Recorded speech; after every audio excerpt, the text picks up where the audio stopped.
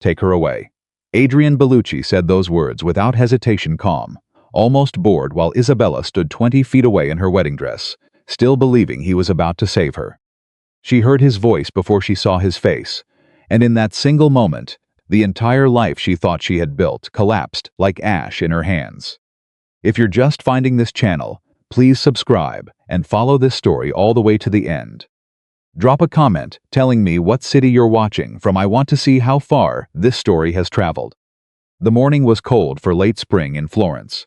Isabella Marconi had been awake since 4 in the morning, not from nerves, but from habit. She had spent the past 11 years waking before sunrise, hunching over a work table lit by a single lamp, her fingers moving through silk and lace with the patience of someone who understood that broken things took time. She repaired wedding dresses for a living. Not designed them, not sold them, repaired them. There was a difference that mattered, though most people never noticed.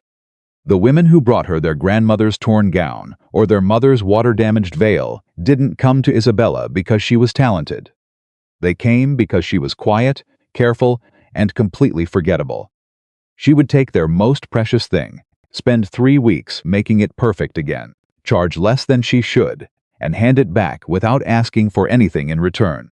She had been doing that for so long that she had started to believe it was simply who she was. A woman meant to restore beautiful things for other people's lives. Not her own.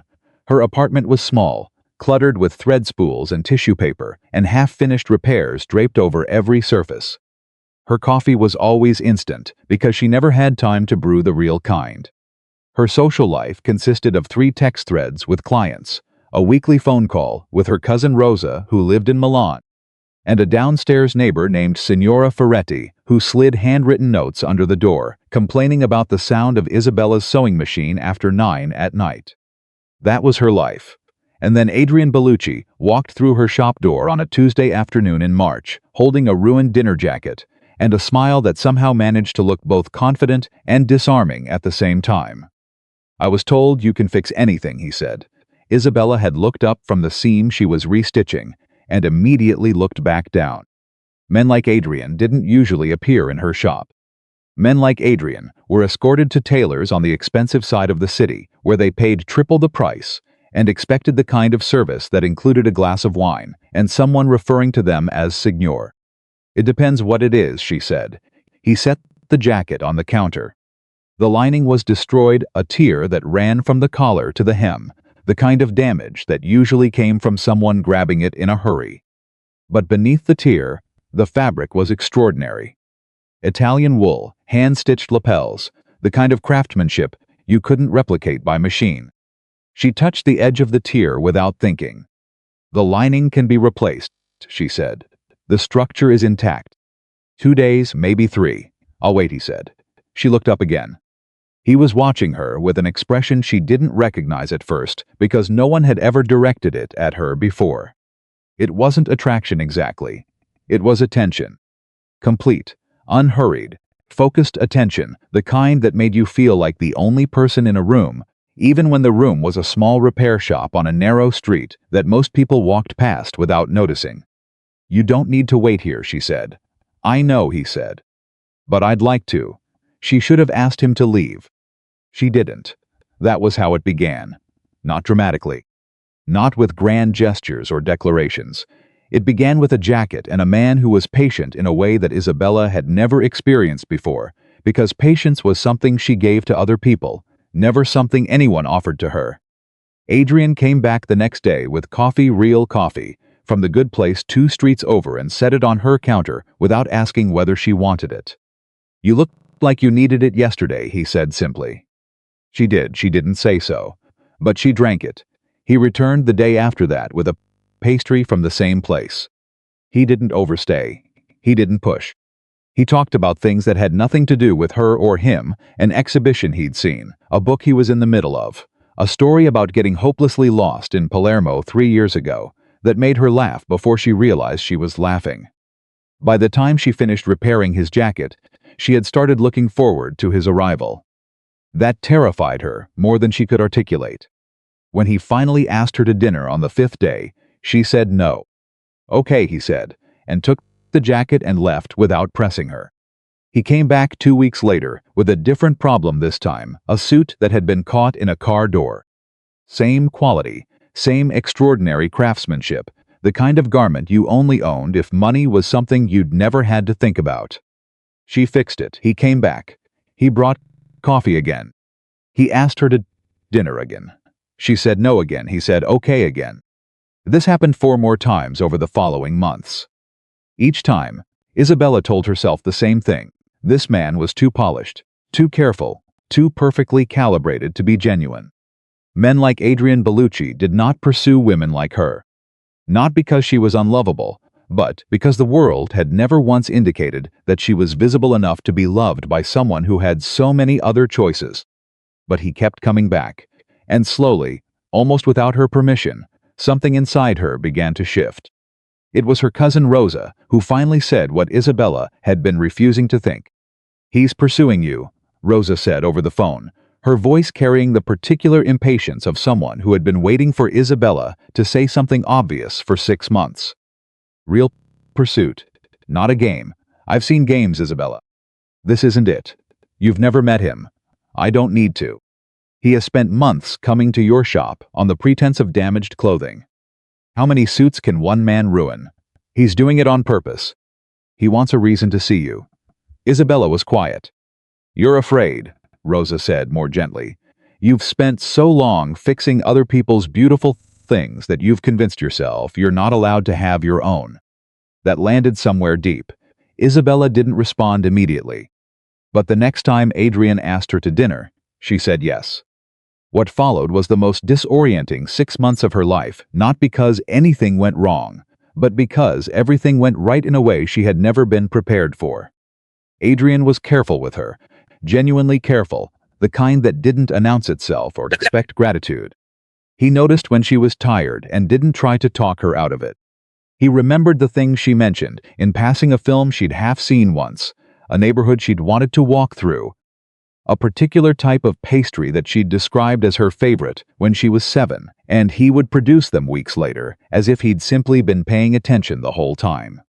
Because he had been. She fell in love with him the way she did everything. Slowly, seriously, and without any particular grace. When he asked her to marry him 6 months after their first dinner, she was sitting on a bench in a small piazza near her apartment with a cup of that good coffee in her hands and no expectations of anything except a quiet evening. He didn't get down on one knee. He didn't produce a ring box from a hidden pocket. He simply turned to her and said, as if he were continuing a conversation they'd been having for a long time, "I want to spend my life with you. Not because you're extraordinary, which you are, but because you make everything around you better, without even trying. I don't want to be around things that aren't better because of you." The ring was simple, a single stone on a plain band. She said yes before she could stop herself. That night, for the first time, in longer than she could remember, Isabella Marconi cried not from sadness, but from the strange and terrifying sensation of believing that something beautiful was actually happening to her. She fell asleep, thinking that she had finally chosen herself. She had no idea she had just been chosen for something else entirely. The morning of the wedding arrived like all significant mornings do, ordinary on its surface, holding something enormous underneath. Isabella had been dressed since 7. Her gown was one she had repaired herself, an heirloom piece she'd acquired from a client years ago who no longer wanted it. She had spent 3 weeks making it perfect, not because she wanted to show off her skill, but because she believed that the dress you wore on the most important day of your life deserved care. Her cousin Rosa was with her, 2 women from her building who had become something close to friends over the years. A photographer who kept asking her to smile in ways that felt less like a smile and more like a performance. She was nervous, not afraid nervous. There was a difference. Fear told you to run. Nerves told you that something mattered. Adrian had called that morning early just to hear her voice. He sounded warm and unhurried the way he always did. "Tonight," he said, "we start a real life." Tonight, she agreed. She hung up and pressed the phone against her chest for a moment. Rosa was watching her with an expression that held both happiness and something more complicated. "You look like you actually believe it," Rosa said softly. I do believe it, Isabella said. Rosa didn't say anything else. At 10:15, the bridal car left for the cathedral. It never arrived. The vehicles appeared without warning. 3 black SUVs, moving with the kind of coordinated precision that didn't belong in a civilian street, cut across the intersection ahead and brought the bridal car to a full stop before the driver could process what was happening. Isabella heard Rosa gasp beside her. She heard the driver reach for his phone. She heard the doors of the other vehicles open. And then she heard the footsteps not running, not panicked, but measured and deliberate. The kind of footsteps that belonged to people who had done exactly this before and were in no particular hurry because they already knew how it ended. Men surrounded the car, not police.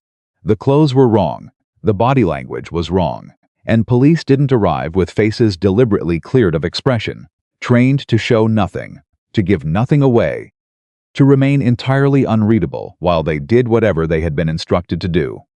Rosa grabbed Isabella's arm. Don't move, she whispered. Don't move, don't open the door. Don't the door open from the outside. The man who stood there was not large in the way that movie villains were large. He wasn't performing anything. He simply occupied space the way people did when they had never in their dismight needed to prove they deserved it. His suit was dark, his expression was neutral, and he looked at Isabella with eyes that were the particular color of deep water, not warm, not cold, simply present and completely still. Ms. Marconi, he said, you'll come with us. It wasn't a request. But it also, strangely, wasn't a threat. Who are you, she managed. Someone your fiancé owes a great deal to, he said. My name is Matteo Romano. The name landed in the car like a stone dropped into still water. Rosa made a sound that wasn't quite a word. The photographer in the front seat had gone completely rigid. Even the driver, who had lived in Florence his entire life and had surely heard things, had surely built up the particular immunity to certain names that you developed when you stayed in a city, long enough even he went still. Matteo Romano, the Iron King, the name that controlled a third of the city's shadow economy from behind closed doors that no legitimate authority had ever managed to open. The name that politicians avoided mentioning, the name that lawyers went very quiet around. The name that appeared in whispered conversations in restaurants and was never committed to paper. Isabella had heard it the way everyone had heard it, as something that existed in a different world than she did. The kind of name you heard and then deliberately forgot because remembering it served no useful purpose in the life of a woman who repaired wedding dresses and drank instant coffee and had spent her whole life being the kind of person that other people's lives passed through without stopping. There's been a mistake, she said. There hasn't, Matteo Romano said. I don't know you. I have nothing to do with, I know, he said. That's why you'll be safe. You have my word. She almost laughed at that. The word of a man who had just stopped her bridal car in the middle of a public street in broad daylight with a team of armed men. But then she heard a car door behind her, and she heard Adrian's voice. Make sure she gets in. She turned. He was standing 15 feet away outside the car that must have been following the bridal convoy without her noticing. He was wearing his wedding suit, the dark one she had admired when he showed it to her 2 weeks ago. He looked exactly as he always looked, composed, clean, perfectly calibrated. He was looking at Matteo's men. Not at her, Adrian, she said. He looked at her then, and that was what broke something fundamental inside her chest, because the look on his face was not pain, not anguish, not the desperate expression of a man watching the woman he loved being taken away. It was the look of someone completing a task, efficient, slightly detached, already moving to the next item. Adrian, what is? Take her away, he said to the man nearest to him. Flat, clean, like an instruction given to a delivery driver. Take her away. Isabella heard the words come out of his mouth. She watched his eyes not flinch. She watched his jaw not tighten. She watched the man she had spent 6 months learning to trust say the 3 words that dismantled everything she had believed those 6 months had been. For one long suspended moment, she couldn't breathe. Then something colder than shock moved through her, not grief yet, not anger yet, just a deep, Terrible clarity that arrived the way the truth always does, too late, and all at once. This was not an ambush. This was a delivery. She had been brought here by the only person she had trusted completely. Rosa was saying her name. The photographer was saying something she couldn't process. Matteo Romano was waiting with the patience of a man who understood that this moment needed to complete itself before anything else could begin. And Adrian Bellucci, the man who had brought her coffee for 6 months, who had remembered her favorite pastry from childhood, who had said, "I want to spend my life with you," in the quiet warmth of a piazza evening, was already walking away. He didn't look back. The estate was outside the city. It took 40 minutes to reach it, and Isabella spent those 40 minutes doing something she had not done since she was a child. Sitting in the back of her father's car during a long silence, she counted her own breaths. 1, 2, 3. Because if she didn't give herself something to count, she would spend the drive doing the only other thing her mind wanted to do, which was replay those 3 words on a loop until she came apart entirely. Take her away. Take her away. Take her away. She didn't cry. She refused to cry in front of men she didn't know, in a car she hadn't chosen, traveling toward a place she'd never seen, for reasons she didn't yet understand. She would not give any of it the satisfaction. Matteo Romano sat across from her. He did not speak. He did not watch her with the predatory attention she had expected, based on everything she had ever heard his name associated with. He looked out the window for most of the drive, and once, when she accidentally met his eyes, he looked away first. She filed that away without knowing why. The estate, when they arrived, was not what she had imagined a Mafia compound to look like. She had imagined something heavy and aggressive, designed to intimidate. What she found instead was a property that had clearly once been a family home, large, yes, old Italian stone and high ceilings and grounds that had been kept with real care, but which held the specific quality of a place that had been lived in by people who cared about it, before something happened that made caring difficult. She was shown to a room that had its own bathroom, its own windows looking out onto a courtyard where an old fig tree grew in the center. Its own small bookcase, stocked with actual books that had been actually read, she could tell by the worn spines. The bed was made with clean linen. There was no lock on the door. She checked twice. A woman named Concetta brought her food she didn't eat and tea she drank, because she needed something to do with her hands. Concetta didn't speak much beyond what was necessary, but she also didn't look at Isabella the way you looked at a prisoner. She looked at her the way you looked at someone who had arrived in the middle of something terrible and deserved to be treated decently, in spite of it. That confused Isabella more than she expected. She sat on the edge of the bed for a long time. And then, because sitting was making the thoughts louder, she stood up and walked to the door and opened it. The hallway was empty. She walked to the end of it. Still empty. She found a staircase and went down. The house was large and mostly quiet. She passed a room with a door ajar and heard voices. Low and businesslike, she kept walking. She found a library, empty, its shelves filled with the kind of collection that told you things about a person, histories, legal texts, philosophy, a surprising number of novels. She found a kitchen where 2 people stopped talking when she appeared, looked at her without alarm, and then resumed their conversation. No one told her to go back to her room. No one followed her. She stood in the kitchen doorway for a moment, and then she said, "Where is Matteo Romano?" The 2 people in the kitchen exchanged a look. "The study," one of them said. "Where is that?" Another look. Then 2nd floor, 3rd door on the left. She went. She knocked. She didn't know why she knocked. She was a prisoner in someone else's house. Knocking felt absurd. But she knocked anyway, because the alternative was walking in without permission, and walking in without Absleint felten, like a different kind of surrender, the kind where you started operating by the rules of a world you didn't believe in. "Come in," he said. The study was exactly what the library wasn't, not curated, not arranged for effect, but actively in use. Papers on the desk, 2 empty coffee cups, a jacket thrown over the back of a chair. Maps on one wall, photographs on another, a window that looked out onto the grounds where the evening light was just beginning to change color. Matteo Romano was sitting behind the desk with his sleeves rolled up, And for a moment, without the composed exterior of the street and the car, he looked like something she hadn't expected. He looked tired. Not dangerous. Not calculating tired. He looked up when she entered, and she watched him reassemble something, not quite the armor of the man in the street, but a version of it, a lesser fortification. "You should be resting," he said. "I'm not tired," she said, which was not true but was the kind of not true that she would have said regardless. "You're in shock," he said. "I'm not in shock," she said. "I'm angry. There's a difference." He watched her for a moment. Then he said, "Sit down, Ms. Marconi. I'd rather stand." "Then stand," he said, without any irritation in his voice, and looked back at the paper in front of him as if she were not the most unusual thing that had happened in this room in some time.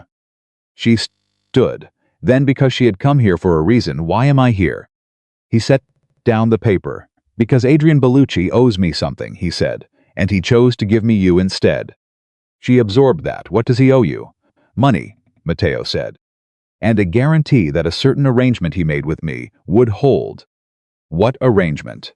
He looked at her with an expression that was almost careful, the kind of careful you used when you were about to tell someone something you knew they didn't want to hear. "He made an agreement with me 8 months ago," Matteo said. "He borrowed money, a significant amount. He promised it would be repaid through a business arrangement that turned out to be fraudulent. When I discovered that, I made it clear that I expected compensation. And he gave you me. He suggested that having you in my household would give him time to renegotiate," Matteo said. "He believed you were leverage, that I would hold you while he worked out an alternative." "He believed that," she said, "or he used that as an excuse to make me disappear." The silence that followed was a fraction too long. And in that fraction, Isabella understood something she didn't want to understand. "He knew," she said quietly. "He knew you wouldn't hurt me because if you hurt me, you'd lose any chance of getting what he actually owes you. So this was safe for him. He could disappear me. He could walk away clean. And you'd keep me here while he built a new life somewhere I couldn't reach." Matteo Romano said nothing, which was its own kind of answer. "He was going to marry someone else," she said. "Not a question." "Wasn't he?" The silence again. "Wasn't he?" "We have intelligence suggesting he has been in contact with another family for some time," Matteo said finally. "A family with money he can actually access." She sat down. Not because she wanted to, because her legs had decided this was too much to process while standing. She sat in the chair across from his desk and looked at the window and watched the evening light shift from gold to orange to the first edge of violet. And she did the math that she hadn't let herself do in the car because doing it in the car would have made the walls close in. Adrian had chosen her deliberately, not randomly, not because he happened to need someone and she was convenient. He had chosen her specifically, a woman who lived alone, who worked alone, who had no powerful family, no dangerous connections, no network of people who would make noise if she vanished. A woman whose entire life had trained her to believe that she was meant to restore beautiful things for other people, not to demand anything for herself. A woman who trusted slowly and completely once she gave her trust, which meant she would take longer than most to question him. A woman who would do exactly what she had done, fall completely, trust absolutely, and then when the moment came, walk right into the vehicle. She had been chosen because she was the perfect person to disappear. "He selected me," she said. Matteo didn't answer immediately. "Yes," he said finally. "We believe so." She sat with that for a long time. Then she looked at Matteo Romano, the most dangerous man in the city, the Iron King, the name that made lawyers go quiet and politicians look away, and she said something she hadn't planned to say. "I want to see the evidence." He blinked, just slightly. It was the first thing she'd done that had visibly surprised him. "You want everything you have on him," she said. "The financial records, the agreements, whatever messages or communications you've intercepted, whatever your people have found. I want to see all of it." "Miss Marconi, he chose me because he thought I was the kind of woman who wouldn't fight back," she said. "He thought I was useful precisely because I was quiet and overlooked, and I'd spend whatever time I had here crying and waiting to be rescued instead of paying attention. She held his gaze. I am not going to prove him right. Matteo Romano looked at her for a long time, and then, very slowly, he said, I'll have it prepared. She nodded. She walked to the door, and then she stopped, because something had occurred to her, something that had been sitting at the edge of her awareness since the car. He was following the bridal convoy, she said, without turning around. He was behind us the whole way. Yes, Matteo said. That means he watched it happen, she said. He drove behind the car I was in, and watched your men stop it and watched me realize what was happening. Another silence. He needed to confirm delivery, Matteo said. She heard the words. She felt them land somewhere that had no name. She didn't respond. She opened the door and walked out and went back up the stairs to the room with the unlocked door and the fig tree in the courtyard, and she sat on the edge of the bed, and she looked at her hands, the hands that had spent 11 years carefully, patiently, lovingly restoring things that other people had broken.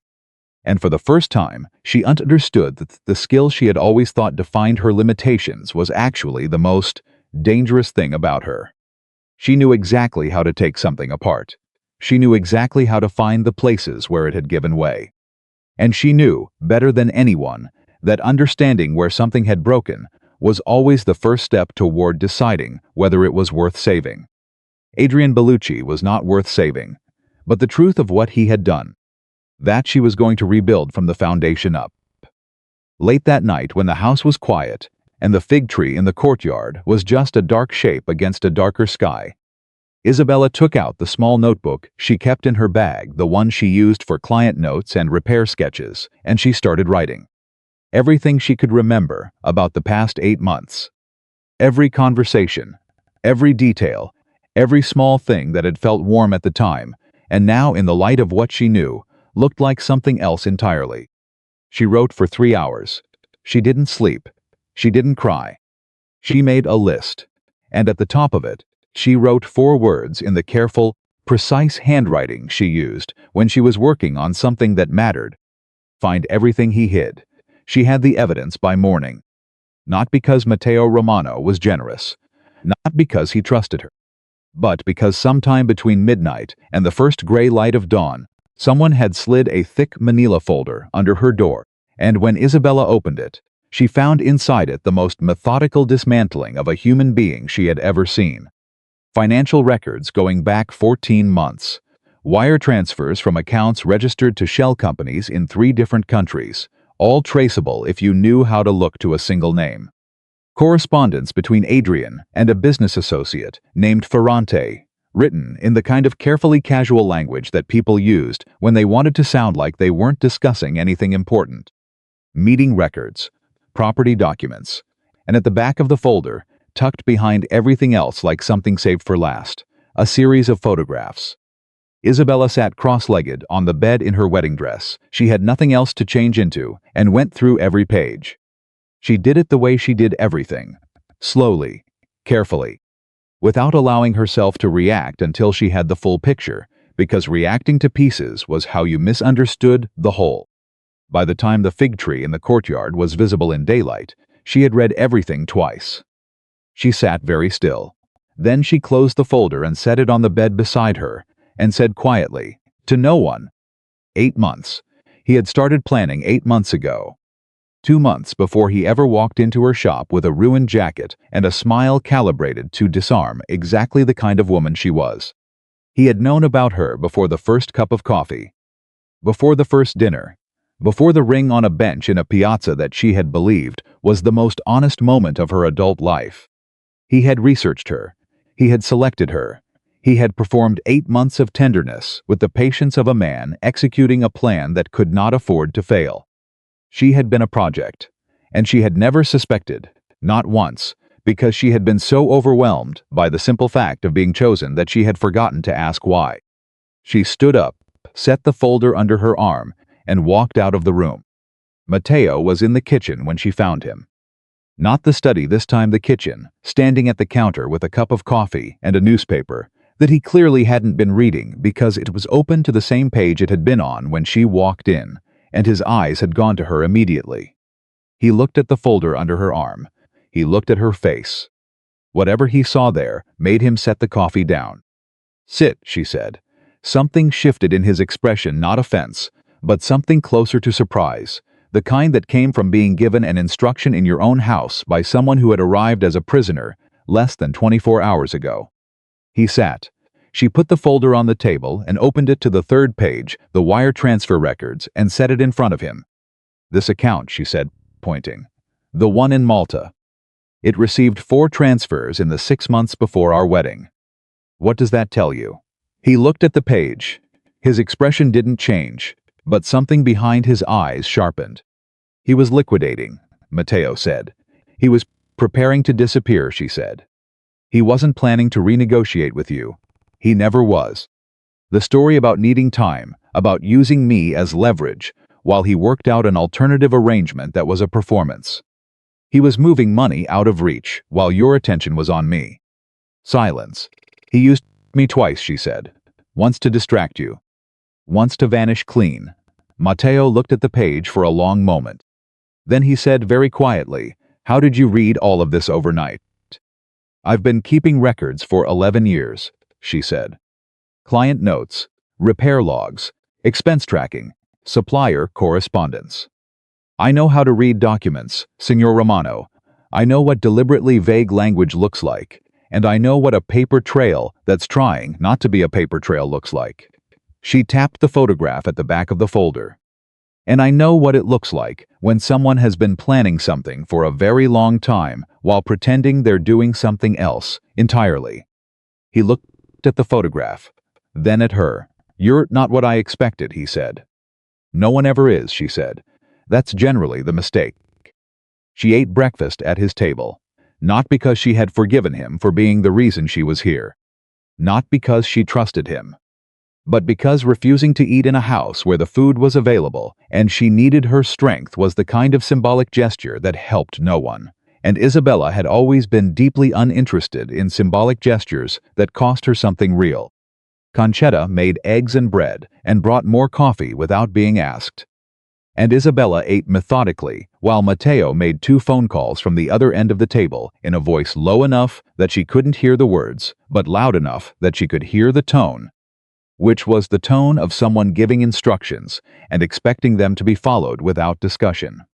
When he finished the second call, he said, "I've had my people pull everything we have on Ferrante." The associate from the letters. "Yes. If Adrian was using Ferrante as a front." "He was," she said. "The language in those letters isn't how you write to a business partner. It's how you write to someone who's holding something for you. Someone who's acting as a hand you can deny if it gets caught." Matteo looked at her steadily. "You understood that from the letters." "I understood that from the letters," she confirmed. "Also, from the fact that Ferrante's name appears in 3 different documents, in 3 different roles. Witness on one, signatory on another, unnamed reference on a third. People don't appear in that many capacities legitimately. It means one person is doing the work of several invented ones." Another silence. This one had a different quality, not the tense quiet of the previous night, but something more like the silence of someone reassessing. "Where did you learn this?" he said. "I didn't learn it anywhere," she said. "I spent 11 years looking at things people brought me and figuring out what had actually happened to them. A dress doesn't lie. A contract doesn't lie either, if you know what the honest version is supposed to look like." He was quiet for a moment. Then, "What do you want, Ms. Marconi?" She looked up from her coffee. "What do you mean?" "You spent the night reading documents instead of sleeping. You came downstairs and walked me through your conclusions before you'd had breakfast. You're not asking me to release you. You're not asking me to protect you. You're asking me questions about a man you have every reason to want to destroy." He paused. "So what do you want?" She set down her cup. "I want to know everything he hid," she said. "Not just what he did to you. Everything. The other woman. The money. Whatever he built while he was building me." She held his gaze. "Because he thought I would disappear quietly. He thought I would spend whatever time I had here being afraid and waiting and eventually become irrelevant. And I want to make sure that he was wrong about that, in a way he cannot recover from." Matteo Romano looked at her for a long time. Then he said, "All right. The days that followed had a rhythm that Isabella hadn't anticipated. She had expected captivity to feel like walls and silence, and the slow suffocation of having no agency. What she found instead was something stranger and harder to name. She had access to most of the house: the study, the library, the kitchen, the grounds. There were rooms she was asked not to enter, and she didn't enter them, not because she was afraid, but because she had agreed implicitly to a kind of courtesy that seemed, in the circumstances, the most functional approach. She wasn't free, but she wasn't confined either. She was, in some sense she hadn't expected, being treated like a person. Matteo's people learned quickly that she was not a frightened hostage to be managed. The first time one of his associates, a man named Sandro, who had the permanent expression of someone who had been told to smile and had never quite figured out how, tried to escort her from the library, because Matteo was taking a meeting nearby, she looked at him and said, "I'm reading.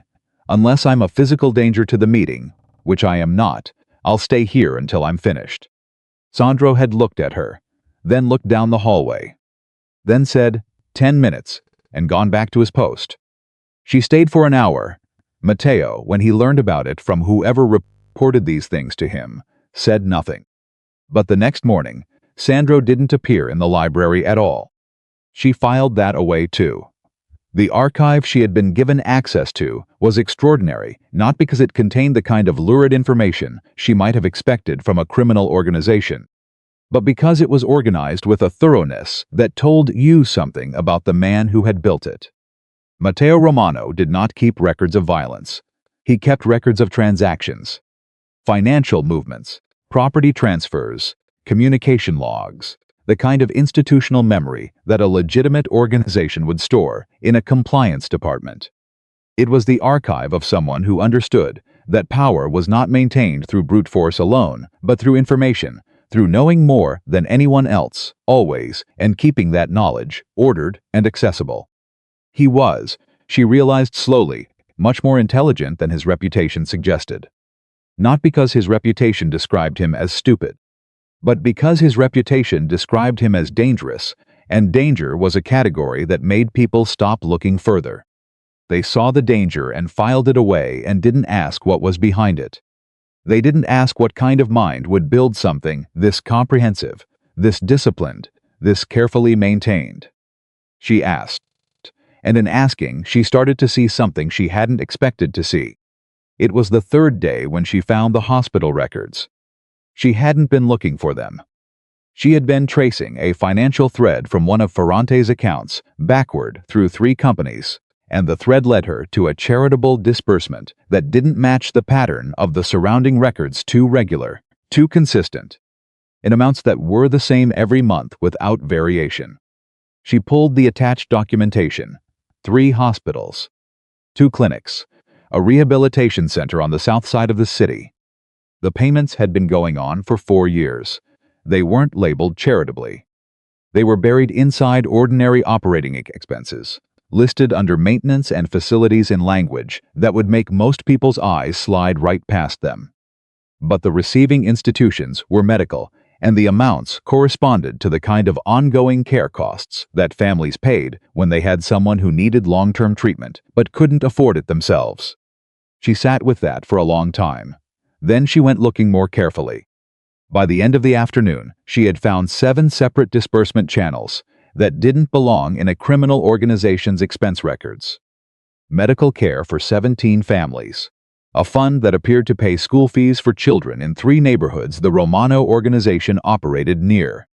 Payments to a legal aid office that provided representation to workers in labor disputes against companies that Isabella recognized, from the other side of the archive, as competitors that Matteo had been systematically undercutting. He was paying for the legal battles against his own enemies. Not publicly. Not in any way that could be traced back to him by anyone who didn't know what they were looking for. She thought about that for a long time. Then she closed the files and went to find him. He was in the study as he usually was in the afternoon, but not behind the desk this time. He was standing at the window with his back to the door and his arms crossed, and he turned when she knocked, and whatever he saw on her face made him straighten slightly. What did you find? He said. Why, she said. He didn't pretend to misunderstand. He knew what she was asking. She could see it in the way his posture shifted, not defensively, but carefully, like someone deciding how much of something they were willing to show. It's not what you think, he said. I don't think anything yet, she said. I'm asking. He was quiet for a moment. Then, some of the families in those hospitals, they were there because of decisions I made. Or decisions made by people working for me. When you operate the way I operate, there are consequences you don't always choose and can't always avoid. But you can choose what you do afterward. Do they know where the money comes from? No. Why not? Something shifted in his expression, a small tightening around the jaw, the kind that came from having been asked a question you'd asked yourself, and not fully resolved. Because it would mean something different if they knew, he said. It would become a transaction, an apology they're being asked to accept. It's not, he stopped. Started again, it's not about making it equal. It's just about making sure they're not destroyed. She looked at him for a long time. That's not something a monster does, she said. I didn't say I was a monster, he said, with a note in his voice that was almost dry. Other people say that. And you let them. It's useful. It's a lie, she said, his jaw tightened. Ms. Marconi. I'm not criticizing you, she said. I'm noting that you have spent a great deal of energy maintaining a reputation that is only partially accurate, and that the parts of it that aren't accurate are the parts that would make you harder to dismiss. She paused. That's a choice, and it has a cost. He stared at her. Not angry, not defensive. Something else. The expression of someone who had not expected to be seen and wasn't quite sure what to do with the experience. You're very direct, he said. You told me I'd be safe here, she said. Safe includes safe enough to say true things. A long silence. Then, unexpectedly, sit down. Miss Marconi. This time it wasn't an instruction. It was an invitation. She sat. And for the first time since she had arrived in this house, Matteo Romano told her something she hadn't found in the archive. He had built the organization from nothing. Not inherited it, built it. His father had been a dock worker who died when Matteo was 11, and what came after was the kind of childhood that produced one of two things: someone who disappeared into the system and was ground down by it, or someone who decided the system itself was the problem and built an alternative to it from the ground up. He had been 17 when he made his first real decision, not the street-level decisions that preceded it, but the first one that had architecture, that had intention behind it, that was designed to produce a specific outcome 3 steps ahead, instead of just getting through the next week. He told her none of this with sentiment, not with the expectation of sympathy. He told it factually, in the same tone he used for everything, with the same compressed precision, as if he were briefing her rather than confiding. But she heard what was underneath it. She heard a 17-year-old who had decided that the world organized itself around power, and that the only honest response to that was to become someone who had it. You built something you could protect people with, she said. When he finished. I built something that worked, he said. Those aren't different things, she said. He looked at her. They are, he said. What I built works because it's ruthless. The protection is a byproduct. I don't. He stopped. I don't do what I do because it protects people. People get protected because of what I do. That's different. Is it? She said. Because from where I'm sitting, you've spent 4 years quietly paying hospital bills families you could have simply walked away from. You didn't have to do that. No one was making you do that. It wasn't strategic. It cost you money, and it cost you time, and it could have compromised your position if anyone had traced it back to you. She held his gaze. That's not a byproduct. That's a choice.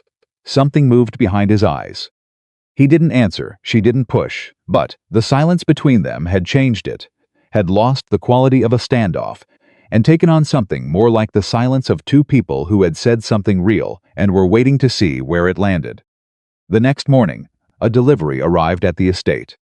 Concetta brought it to Isabella's room, a bag with a change of clothes, a few basic toiletries, and, at the bottom, wrapped in tissue paper, 3 spools of thread in colors Isabella used constantly for repair work. Not common colors. specific ones. The kind that required knowing what she worked with. She stared at the thread for a long time. Then she went downstairs and found Matteo at his usual spot at the kitchen counter. "You sent someone to my apartment," she said. "You've been in a wedding dress for 4 days," he said, not looking up from whatever he was reading. "You sent someone to my apartment," she said again. He looked up. "Conchetta made a list," he said. "She asked what you might need." "And the thread?" A pause. "I asked Rosa," he said. The world stopped for exactly 1 moment. "You spoke to Rosa," she said carefully. "She called the estate," he said. "She had found the number somehow. She called, and she said." He paused, and something that might, in a different face, have been the beginning of amusement crossed his expression. "She said that if I hurt you, she would burn everything I owned and salt the earth underneath it. And then she asked if you needed anything." Isabella stood very still. "She's not afraid of you," she said. "Evidently not," he said. "She called a Mafia estate to check on her cousin." "She did." Isabella looked at him for a long moment. And then, without planning to, she laughed. Not a polite laugh. A real one, surprised out of her by the image of Rosa, who was 5'2" and wore reading glasses and made the world's most aggressive risotto, calling Matteo Romano to tell him she'd burn his property down. She hadn't laughed since the morning before the wedding. The sound of it seemed to do something to the air in the room. Matteo was watching her with an expression she couldn't name, not warm exactly, but open in a way she hadn't seen on him before. "She sent the thread," he said. "I just had someone pick it up." "Tell her I'm fine," Isabella said. "Next time she calls." "She calls every day," he said. Isabella looked at him. "Every day," he confirmed. She absorbed that. Rosa. Calling. Every day. Without fear. Refusing to let Isabella simply vanish, because Rosa had always been the person in Isabella's life who refused to let her become invisible. Something that had been clenched in her chest for 4 days loosened slightly. Not enough to call it relief, but enough to breathe differently. The twist came on the 6th day, and Isabella would replay it later with the specific clarity that important moments always held, not the clarity of calm, but the clarity of shock, which burned images into memory with a precision that ordinary moments never achieved. She was in the library, working through a set of correspondence records from a subsidiary account connected to Fiancé, when Sandro appeared in the doorway. His expression, which was always controlled, had something beneath the control that she had learned in 6 days to read as urgency he was choosing not to show. "Matteo needs you," he said. She had learned that when Sandro said needs, he meant immediately. She followed him to the study. Matteo was standing behind the desk. He was not sitting. There were 2 other men in the room she didn't recognize, older than Sandro, with the particular stillness of people who had been in serious situations long enough that they no longer braced for them. On the desk was a laptop, open to what appeared to be a photograph. Matteo looked at her when she came in. "There's something you need to see," he said. She walked to the desk. The photograph was from a newspaper society page, the kind of publication that covered engagements and galas and ribbon cuttings for people who believed their social lives were significant enough to document. It was dated 3 days ago. In it, Adrian Bellucci stood in a restaurant she recognized, one of the expensive ones near the cathedral, with his arm around a woman Isabella had never seen before. She was well-dressed, confident-looking, perhaps 10 years older than Isabella, and she was wearing what appeared to be a new engagement ring on her left hand. Beside the photograph was a short item. "Entrepreneur Adrian Bellucci," it said, who became a figure of public sympathy following the disappearance of his fiancée on their wedding day, has announced his engagement to Cecilia Fontana, heiress to the Fontana Property Group. Bellucci stated that he has chosen to honor his first fiancée's memory by rebuilding his life and hopes the public will respect his privacy during this time. Isabella read it twice, not because she didn't understand it the first time. Because the second time told her something the first time had withheld. He had released a statement. He had prepared language. He had chosen words. He had given an interview or allowed one to be written, and in it he had described Isabella, who was alive, who was sitting in a Mafia estate outside Florence, because he had delivered her there 6 days ago as something to be honored in memory. He had told the world she was gone. Not missing. Not kidnapped. Gone. The specific word you used when you weren't planning for someone to come back. And then he had announced his new engagement 3 days later. "He's moving faster than we expected," Matteo said quietly. She didn't respond. "Fontana's money would give him the liquidity to cover the accounts he needs to cover," Matteo said. "If he marries her, he stabilizes everything. He closes every gap." Still nothing from her. "Isabella," he said. She looked up. He was watching her with the careful attention she had started to recognize, the attention he gave to things that mattered, not as a performance, but as a reflex. "He didn't just betray you," Matteo said. "He buried you. He told an entire city a story in which you don't exist anymore, in which you're a tragedy that happened to him." "I know," she said. "I need you to understand what that means for." "I know what it means," she said. Her voice was steady, completely steady. It surprised her as much as it seemed to surprise him. "It means that walking away isn't enough. It means disappearing quietly isn't enough. It means that the only way this ends in any version of justice is if the truth gets told in a room where he cannot control it." She looked at the photograph one more time. "He chose the Fontana woman for money," she said. "Which means there will be a ceremony. Which means there will be a moment when everyone who believes his story is in one place." She looked up at Matteo. "How long do we have?" Matteo exchanged a look with the two older men. The announcement mentioned a spring wedding. One of them said, 6 to 8 months. "Then we have time to do this properly," she said. "Do what properly?" Matteo said, with an edge that was almost caution. "Build a case that can't be dismissed," she said. "Not just evidence for you. Evidence that holds in front of witnesses. Evidence that, when it's presented at the right moment, leaves him no room to perform his way out." She turned to face Matteo fully. "You have everything. The documents. The records. The communication logs. What you don't have is a witness who can stand in front of people who know him and say, 'I know exactly what he did because I was the person he did it to.'" Matteo looked at her. "You me," she said. "But not the version of me he planned for. Not a frightened woman who was taken away on her wedding day. The version who spent 6 months watching him plan it and didn't know until it was too late." She paused. "I know every decision he made. I know every moment where the performance slipped. I know the things he said that I now understand were designed to keep me manageable. And I can describe them in a way that no document can."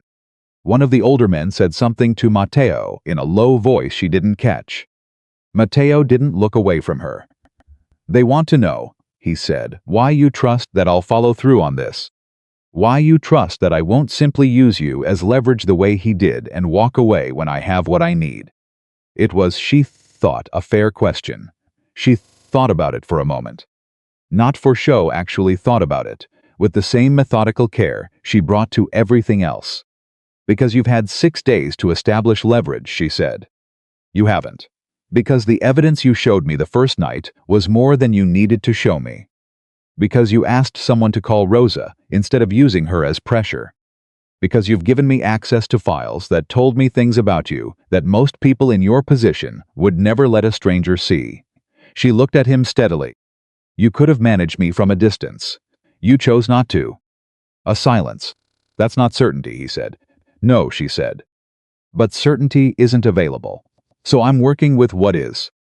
He was quiet for a long time. Then he said to the two men, "Leave us." They left.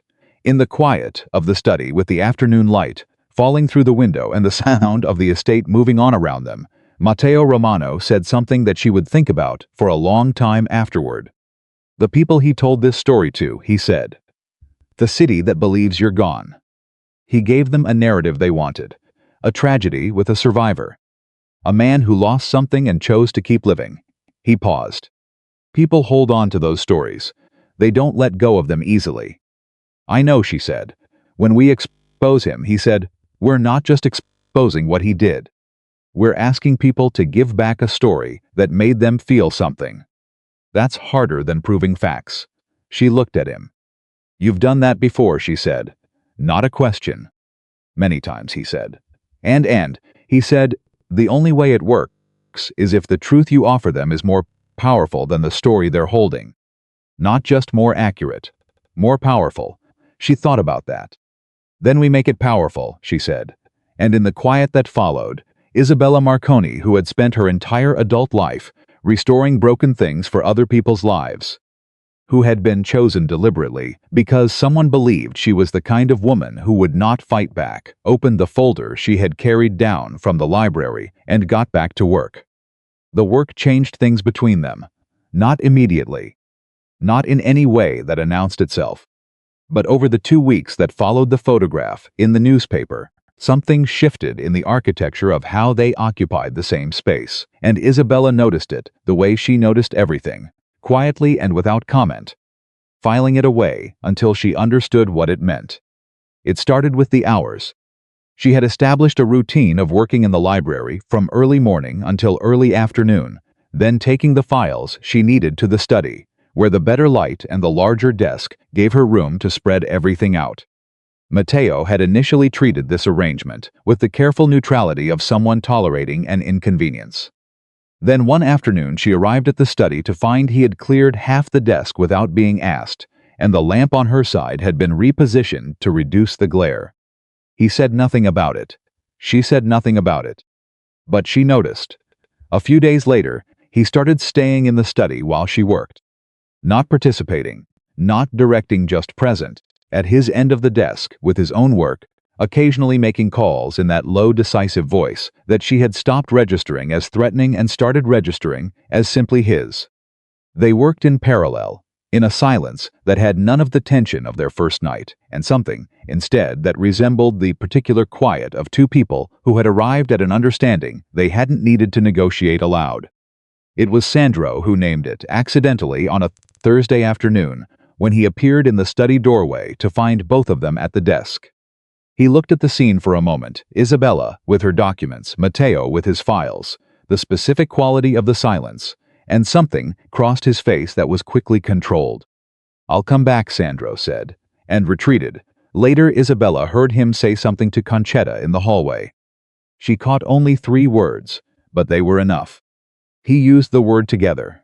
She let it pass without examining it too closely. The evidence was building into something substantial. The financial thread from Fiancé's accounts had opened into a network that was more sophisticated than Isabella had initially understood. Adrian hadn't just borrowed money from Matteo and then run. He had constructed an entire secondary financial identity shell companies, layered inside other shell companies, each with its own documentation, its own correspondence history, its own paper trail that looked legitimate at a glance and collapsed only when you followed every reference backward to its source. It was meticulous work, which was the part that kept Isabella awake some nights, not from fear or grief, but from the specific discomfort of realizing that the man she had believed was patient and careful because he loved her had actually been patient and careful because those were simply his native qualities. He applied them to everything, to her, to this, with equal precision. She said this to Matteo on a Thursday evening, not because she had planned to, but because she had been working on a particularly complex document chain for 3 hours, and the thought came out before she could decide whether to keep it. "He's not a passionate person," she said. "He never was." I just read it as calm. Matteo looked up from his side of the desk. "I told you he was not a man with feelings," he said. Not unkindly. "You said he was someone who owed you a dangerous debt," she said. "You didn't tell me what kind of person makes that kind of debt." "The kind who always has an exit prepared," Matteo said. She thought about that. "He was prepared for you to say no," she said slowly. "When he first approached you about the arrangement, the fraudulent business deal, he already had the exit in place, before he started the negotiation. He wasn't hoping it would work. He was using it as cover while he built the real plan." Matteo said nothing, but his expression sharpened in the way she had learned to read as confirmation. "Which means," she said, "that I was in the real plan from the beginning. Before the jacket, before the coffee, before any of it." She set down her pen. "He came to my shop knowing what he needed me to become." "Yes," Matteo said, "and he was good enough at it," she said, "that I never felt manufactured. I felt chosen. The word landed in the room with the specific weight of something true and painful. Matteo put down his own pen. "There's a difference," he said, "between being manufactured and being wrong about someone." She looked at him. "What you felt was real," he said. "What he performed was calculated. Those are two different things. The mistake wasn't falling for him. The mistake was believing that what you felt corresponded to who he actually was." She was quiet for a moment. "You're being careful with me," she said. "I'm being accurate," he said. "No," she said. "You're being careful. There's a version of what you just said that puts the failure on me. You chose the version that doesn't." He held her gaze. "I choose accurate," he said again, but something in his voice had changed, something that was not quite armor anymore. She let it go, but she didn't forget it. The first major complication arrived on a Friday morning, delivered in the form of a phone call that Matteo took in the study while Isabella was present. She watched his face during the call. She had become good at reading his face during calls, the small compressions and releases of expression that he controlled almost completely, but not quite, the particular quality of his silences, depending on what he was hearing. This call had a quality she hadn't seen before. When he ended it, he set the phone down and said nothing for a moment. "What?" she said. "Fiancé is dead," he said. The room went very still. "When?" she said. "Last night. They're calling it an accident." She understood immediately. "Adrian. Or someone working for Adrian," Matteo said. "He found out we were tracing the accounts," she said. "Or he found out that Fiancé was a vulnerability and decided to eliminate it before it became a problem. Either way," Matteo said, "several of the document chains you've been building run through Fiancé. Without him, they're circumstantial." She felt the cold precision of that. The document chains. 3 weeks of meticulous work, and Adrian had cut out a critical supporting structure with one decision. "He's watching," she said. "Yes, he knows I'm here," she said. "He knows I'm not just sitting quietly." Matteo was looking at her with an expression that was almost, not quite concerned. "He's accelerating," Matteo said. "The wedding announcement has been moved. New date 10 weeks. 10 weeks. She did the calculation in her head before she could stop herself. 10 weeks to rebuild what she'd lost with Fiancé. 10 weeks to find an alternative path through the evidence. 10 weeks before Adrian Bellucci walked down an aisle in front of a room full of people who believed he was a grieving man choosing to live again. "He knows we need time," she said. "He's taking it." "Yes," Matteo said. "And Fiancé was a message," she said. "He's telling us what he's willing to do." Matteo said nothing, which was the loudest version of yes she had heard from him yet. She picked up her pen. "Then we find another way through," she said. "It won't be easy," he said. "It was never going to be easy," she said. "Easy was never the option. The option was whether we do it or we don't." She went back to the documents. After a moment, she heard him pick up his own pen. The other way through turned out to be sitting in a box that Matteo's people had catalogued 18 months ago and filed under a reference number that meant nothing to anyone who didn't know the cross-reference code. Isabella found it on a Sunday morning when she was cross-checking financial records against a communication log and noticed that one transaction reference appeared in both documents under different labels. She pulled the original file. The cross-reference led her to a secondary archive. The secondary archive held a single audio file and a set of photographs. She put on the headphones that Concetta had produced at some point. Without being asked, Concetta was extraordinary in this specific way, always appearing with the thing you needed before you'd identified that you needed it, and she pressed play. She listened to 40 seconds of the recording. Then she took off the headphones. Then she sat very still for a long time. Then she walked to find Matteo. He was in the kitchen, and she appeared in the doorway and said, very quietly, "Come to the library." Now he came. She played him the recording. It was a conversation between two men. One was Fiancé. The other was Adrian, his voice unmistakable. That particular cadence she had memorized over 8 months without realizing she was memorizing it. The conversation was not long, less than 3 minutes. But in those 3 minutes, Adrian described clearly, specifically, using language that left no interpretive wiggle room, exactly what he intended to do with the woman. Not her name. Her name never appeared. But the description was unambiguous, and more importantly, the description included details that only one person could know.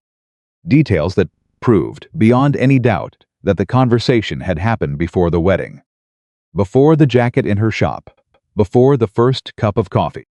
Isabella watched Matteo's expression during the playback. She watched something move through it, not shock. He was not a man who showed shock, but something that was its functional equivalent in a person who had trained themselves out of most visible reactions. A tightening and release. A recalibration. When the recording ended, he said nothing for a moment. Then, when was this made? She showed him the date stamp. 14 months ago. 2 months before Adrian walked into her shop. Matteo looked at the date. Then he looked at her. And in his expression, in the particular way he looked at her in that moment, not with pity, not with the careful neutrality of someone managing a difficult situation, Isabella saw something she had not expected to see on the face of the most dangerous man in the city. He was angry. Not strategically angry. Not performatively angry. Genuinely, quietly, deeply angry, in the way that people got angry when something had been done that was actually wrong, not just inconvenient. He planned you for 14 months, Matteo said. Yes, she said. He sat in your shop and drank coffee and watched you fall in love with him, knowing... Yes, she said. Isabella, I know, she said, more firmly. I've known since I read the documents. I've been living with it. I'm still living with it. But I need you to focus right now, because this recording changes everything. He pulled himself back from whatever had moved through him. The recording proves premeditation, he said. It proves premeditation with specific details that tie it to me even without my name, she said. It proves the timeline. It proves Fiancé was part of the original plan. And it was made before Fiancé died, which means Adrian cannot claim it was fabricated. He'll say it was doctored. He can say it, she said. But the metadata is authentic, and more importantly, his voice is on it for 3 minutes, describing details about a woman that no one else could know. She looked at Matteo steadily. I know those details. I can testify to them. I can stand in a room and say, this is the recording, and I am the woman he's describing, and I can prove it point by point. Silence. You'd have to be in the room, Matteo said. I know. In front of him. I know. He'll perform, Matteo said. The moment he sees you, he'll find a version of events that sounds more sympathetic than the truth. He's good at that. You know how good he is at that. I know better than anyone, she said, and that's exactly why I'm the one who has to do it. 'Cause I know every move he'll make. I was there for every rehearsal. Matteo looked at her for a long time. Then he said something she hadn't expected.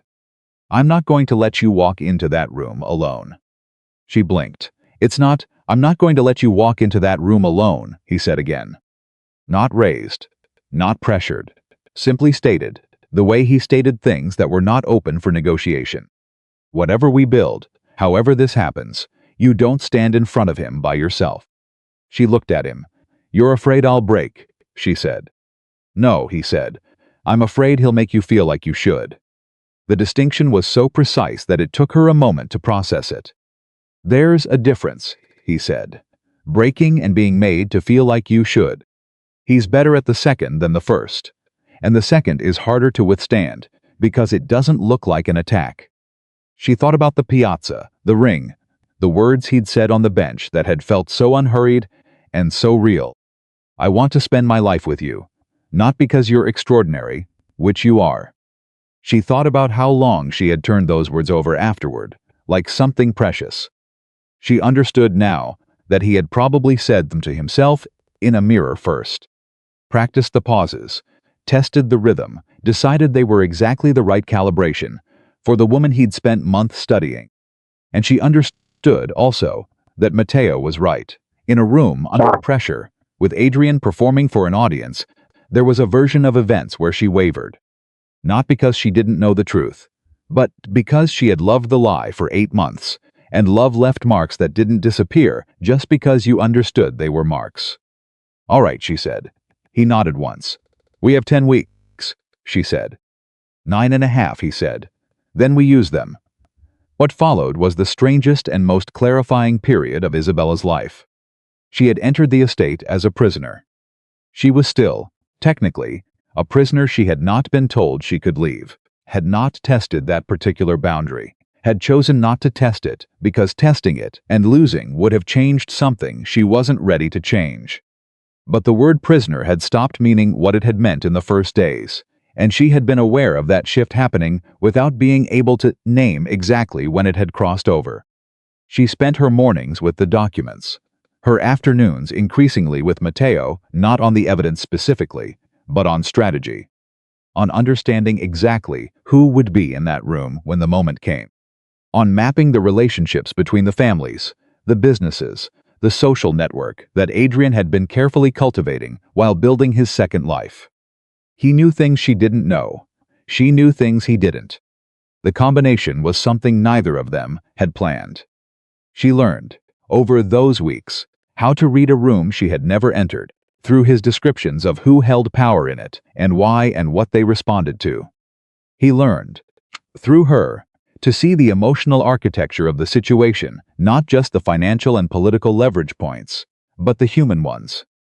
The embarrassment factor, the loyalty structures, the specific pride of people who had publicly declared sympathy for a man and would not want to be seen as having been fooled by him. Cecilia Fontana, she said one evening, over the work spread across the study desk. What do we know about her? Family money, old name. She values her reputation above most things. Does she know what he is? Matteo thought about it. She knows what she needs to know to make the calculation she's making, he said. Whether she knows all of it, she doesn't, Isabella said. I'd bet everything on that.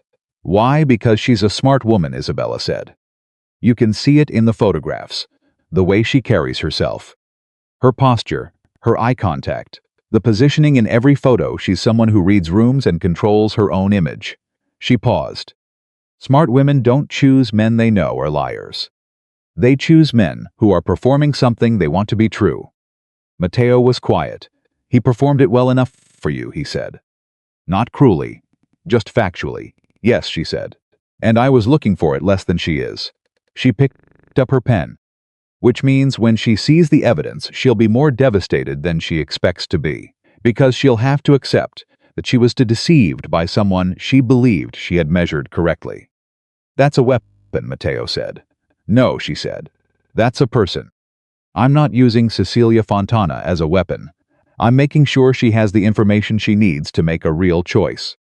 He looked at her. There's a difference, she said with the faintest edge. I know, he said. That's why I said it. She looked up from the document. He was watching her with that expression, the open one, the one that had replaced the fortification gradually over weeks. The one that she had come to understand was not performance and not strategy, but simply Matteo Romano without the armor that his name required him to maintain in most of the world. She looked back at her document, but she felt it, the weight of his attention, which had changed in quality from the first night without her being able to locate exactly when or how, only that it had, and that the change was not strategic on his part any more than her awareness of it was strategic on hers. 3 weeks before the wedding, something happened that no one had planned for. Isabella had been awake at 2 a.m, not unusually. Her sleep had been fragmented since the first night working on a final piece of the document structure, when she heard voices from the courtyard below her window. She didn't go to look. She had learned that the estate had its own nocturnal rhythms, its own conversations that happened after midnight, and that these were generally not her business. But then she heard the voice that made her stop. A man she hadn't heard before. Young, she thought, or young-sounding. And the tone was not business, it was distress. The specific distress of someone trying to hold themselves together while something was happening to them that they hadn't chosen. She listened for a moment. She couldn't make out words, only cadence. Then she heard Matteo's voice, and the thing that stopped her, the thing she couldn't let go of afterward, was the quality of it. Not the controlled, compressed authority of the man who sat across from her at a desk and gave instructions that were followed without question. Something else. Something that was almost quiet. Careful. The voice of someone who had taken on the weight of being present for another person and was holding it steadily because the other person needed them to. She moved away from the window. She sat back at the desk. But she stayed with that sound for a long time, the sound of Matteo Romano in the middle of the night, talking someone through something, in a voice so different from everything his name meant in the daylight world that it felt like being shown a room in a house you thought you already knew. She didn't ask about it the next morning, but 2 days later, over coffee, he mentioned it himself. "The man in the courtyard the other night," he said, without preamble. "He's the son of someone who worked for me. His father died 2 years ago. He comes here sometimes when it gets bad." She looked at her coffee. "How old is he?" 21. She didn't say anything. "I knew his father for 15 years, Matteo said. "When you know someone that long," he stopped. "It doesn't matter. I just wanted you to know it wasn't anything that affects what we're doing." She looked up. "I didn't think it was," she said. "I know," he said. "I wanted you to know anyway." She thought about that for a long time. He had offered her information he hadn't needed to offer. Not strategically, there was no strategic reason to explain a middle-of-the-night conversation in his own courtyard to a woman staying in his house. He had offered it because he wanted her to know the truth of it. Because she realized he cared whether she understood him correctly, not whether she feared him correctly, not whether she respected him correctly. Whether she understood him. She thought about what that meant for a man who had spent a very long time making sure people never got close enough to understand anything. The payments to the hospitals, she said. The legal fund.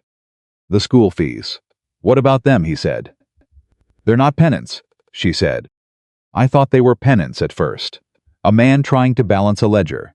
She paused. They're not. They're care. You're caring for people because you can, and because you've decided that's what you do. He said nothing.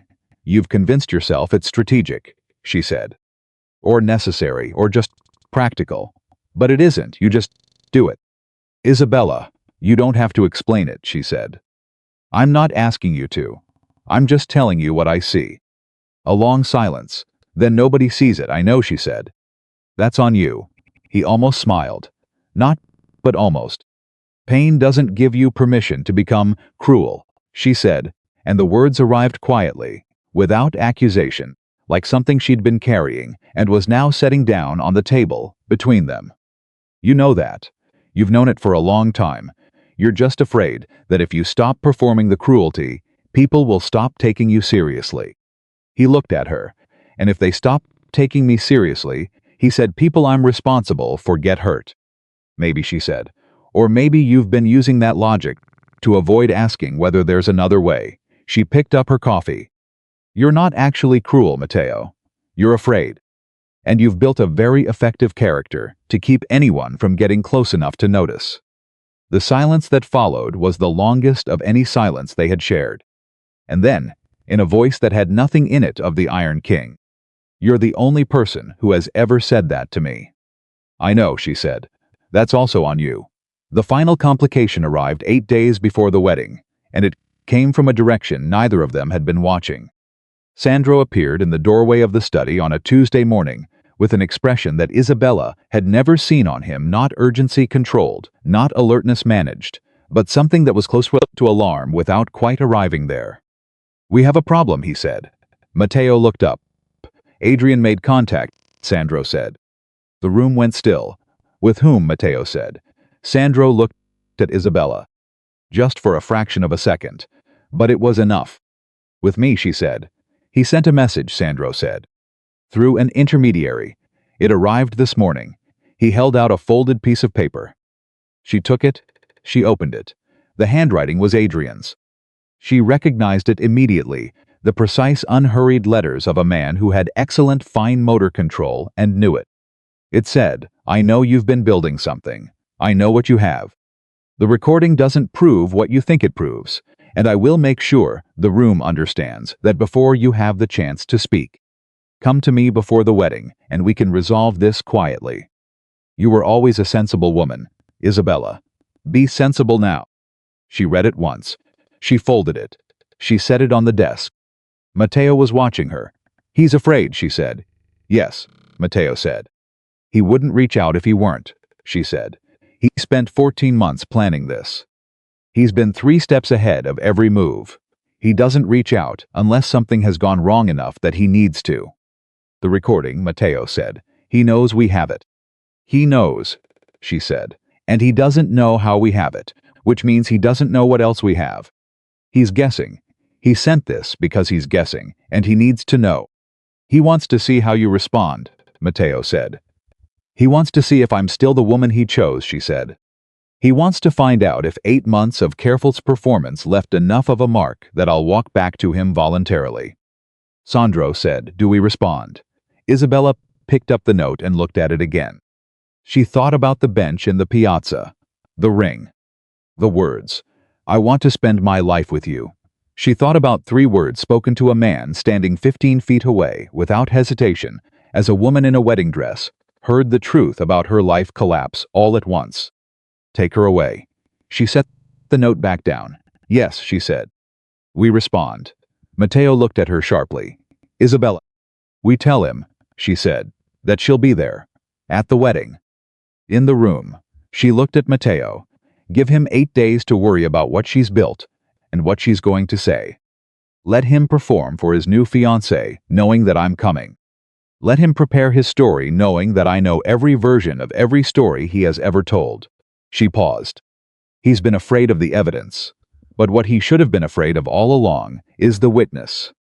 She stood up, and in the study of a Mafia estate outside Florence, surrounded by 3 weeks of documents and recordings and evidence, Isabella Marconi, who had entered this house as someone else's delivery, someone else's exit plan, someone else's careful disposal of an inconvenient piece, made the decision that would not break her. She was going to that wedding, and she was going to speak. The 8 days were the longest of Isabella's life. Not because she was afraid. She had moved past the specific texture of fear somewhere around the 3rd week in the estate, replaced it with something harder and quieter that didn't have a clean name but functioned better. What the 8 days were was the sustained pressure of knowing exactly what was coming and having to live inside ordinary time while it approached. She used every hour. The response to Adrian's note had been sent through Sandro's intermediary, 3 sentences. Her handwriting, calm as a contract. "I'll be there. I have everything. Don't perform for me." She had written it in under a minute, not because she wasn't thinking, but because she had been thinking about it for weeks, and the words were simply what was true. Matteo had read the note before it was sent. He hadn't changed a word. What he had done, in the days that followed, was move with a focused efficiency that Isabella recognized as his response to high stakes, not agitation, not visible urgency, but a compression of attention that made everything around him run faster and tighter without anyone having to be told to hurry. His people understood the shift. Sandro stopped delivering information and started anticipating requests. Concetta, who was apparently connected to the estate's operational intelligence in ways Isabella had never fully mapped, began leaving relevant documents on Isabella's desk before she asked for them. The machine, when it decided something mattered, moved cleanly. Isabella sat at the center of it and built the case into its final shape. The recording was the spine. Everything else was the supporting structure, the financial records that established the timeline, the correspondence that proved Ferrante's role, the property documents that traced the Malta accounts forward to the week before the wedding. Taken individually, each piece was significant. Assembled in sequence, in the order she had spent 3 weeks determining, they told a story that had only one interpretation. She had written the presentation 3 times, not because the first 2 were wrong, but because she was looking for the version that left no room for the kind of sideways escape Adrian excelled at. He was, as Matteo had said, extraordinary at finding the emotional exits from factual rooms, the moment in a conversation where he could reframe what was happening as something about his pain or his grief or the unfairness of the world, and suddenly the question of what he had done became secondary to the question of how people felt about him. She was closing every exit. On the 6th day, Matteo came to the library and watched her work for a moment before saying, "You need to stop for tonight." She didn't look up. "I'm almost finished with the..." "Isabella." She looked up. He was standing in the doorway with his arms crossed and the specifics expressed she had come to understand as the one he used when he had made a decision he wasn't going to negotiate. You've read those documents 40 times, he said. You know them. Reading them a 41st time is not preparation. It's fear. She opened her mouth. And you're allowed to be afraid, he said, before she could respond. But feeding it at midnight isn't useful. She looked at him for a long moment. Then she closed the folder. I keep thinking about the room, she said. The people in it. The way he'll look at me when I walk through the door. How do you think he'll look at you? Matteo said. Like I'm an opportunity, she said. Not like I'm a threat. He'll look at me and immediately calculate how to use my presence rather than be damaged by it. He'll find the version of events where I'm the unstable woman who was held by a criminal organization for 2 months and has returned with manufactured evidence and a broken heart. She paused. And he'll deliver that version with complete sincerity because he genuinely believes he can make people see whatever he needs them to see. Matteo came into the room and sat down across from her. Tell me what you're most afraid of, he said. She didn't deflect. She had stopped deflecting with him somewhere around the 3rd week, because deflecting required energy she preferred to spend on things that mattered. I'm afraid, she said, that when I see him I'll feel something I don't want to feel. Not love, I know I'm past that, but grief, for the version of him that I believed in.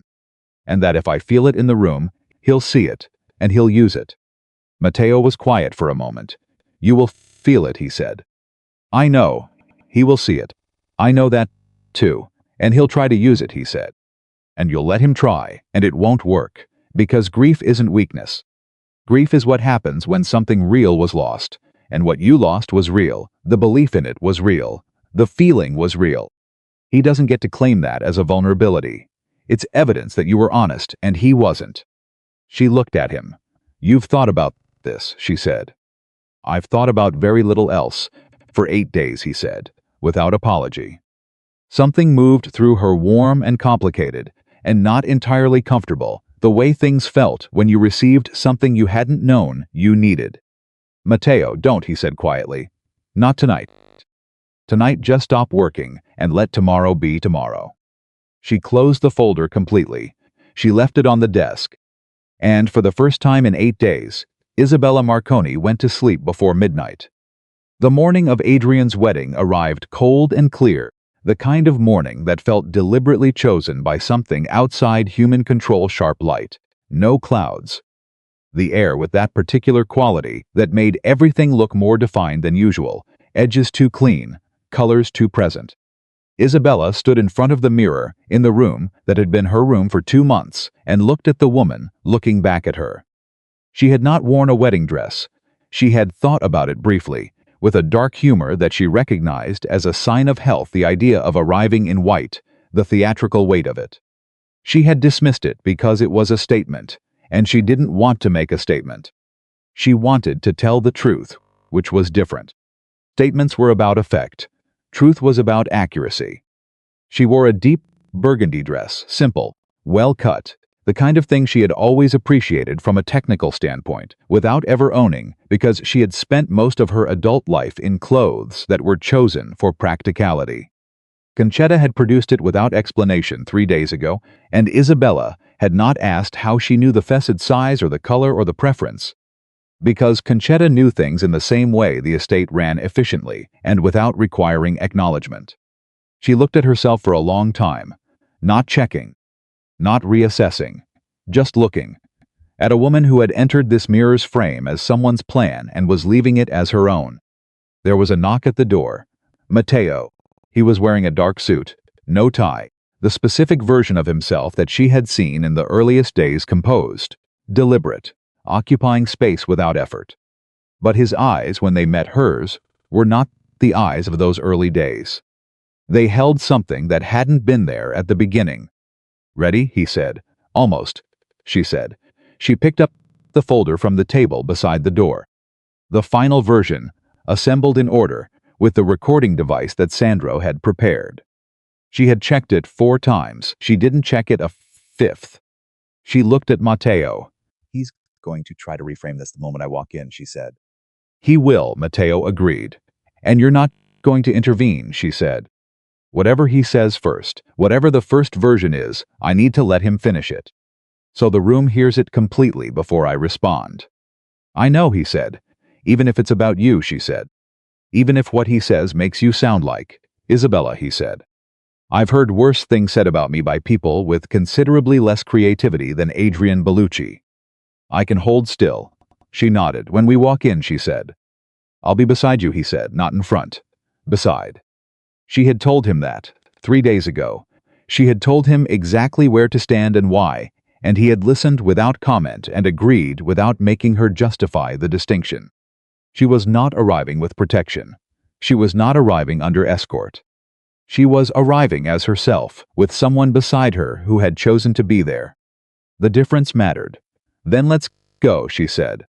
The venue was one of those old Florentine reception halls that the city produced, like it was a renewable resource, high ceilings, stone floors, the kind of chandeliers that cost more per year to maintain than Isabella earned in 2.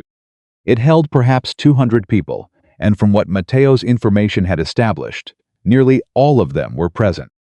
The Fontana family, their extended network, the social and business world that Adrian had spent 3 years carefully cultivating, the journalist who covered the kind of events that happened in rooms like this one.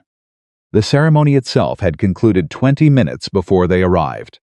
Isabella had planned it that way, not the ceremony, the timing. Arriving before the ceremony would have been spectacle. Arriving after, when people were moving from formal seats to the reception, when the structure of the event had loosened, and the room was full of conversation and movement, that was when a truth, introduced carefully, could travel. She heard the noise of 200 people before she reached the door. She felt her heart rate change, not spike change, a controlled acceleration, the kind that happened when your body understood what your mind was asking it for and started gathering resources. She put her hand on the door. Matteo said, beside her, "You know exactly what you're doing." "I know," she said. "He doesn't," he said. She pushed the door open. The first person to see her was a woman near the entrance, one of the Fontana cousins, she thought. Someone she didn't know, but who clearly knew the story, because the recognition that crossed the woman's face was not, "Oh, a guest I haven't met," but something considerably more electric than that. The woman's expression moved through 3 stages in under 2 seconds. Recognition, disbelief, and then the very specific social paralysis of someone who has no idea what the correct response is to seeing a dead woman walk through a door. She said nothing. She simply stepped back, and the effect of her stepping back rippled outward, the way these things always did in a room full of people primed for drama, a pause in one conversation, then another, heads turning. The particular contagion of attention spreading in a wave toward whatever was causing the stillness at the entrance. Isabella walked in. She walked at the pace she had decided on, measured, not slow. Not the performance of confidence, but the actual thing, which looked different, less theatrical, more grounded. She heard the room change, not go silent. Rooms full of 200 people didn't go silent all at once. But the quality of the noise changed, the way a forest changed, when something moved through it. The conversations didn't stop, they shifted register, dropped in volume and rose in urgency, and the direction of people's faces changed, and she felt the moment when critical mass hit and the information spread to the far corners. She kept walking. She was looking for one face. She found it before she expected to. Adrian was 20 feet away, turned toward a group of men she recognized as members of the Fontana Business Network, and he was in the middle of a sentence when someone near him touched his arm, and he turned to follow the gesture and saw her. She watched it happen. She watched him see her. And she watched what she had predicted happen, exactly as she had predicted it. The performance didn't break, because Adrian's performance never broke. That was the thing about a man who had been performing for his entire adult life. The performance was the structure. It didn't crack under pressure, it simply reconfigured, but for 1/2 second, before the reconfiguration, she saw his eyes. And in his eyes she saw it. Not fear exactly, calculation. Immediate, cold, already running, the specific look of a man who had been planning for this contingency and was now executing the contingency plan. He excused himself from the group with a gesture that managed to communicate both reluctance and grace, and he moved toward her. And she didn't move toward him. She held her ground and let him cross the distance. He arrived. He looked at her, really looked at her, the way he had in the early days, and she felt the ghost of what that look had once meant, and then felt it pass through her without catching, like smoke through an open window. "Isabella," he said. Just her name, just that. Warm and slightly unsteady, the register of a man confronting an emotion he can barely contain. Masterful. She said nothing.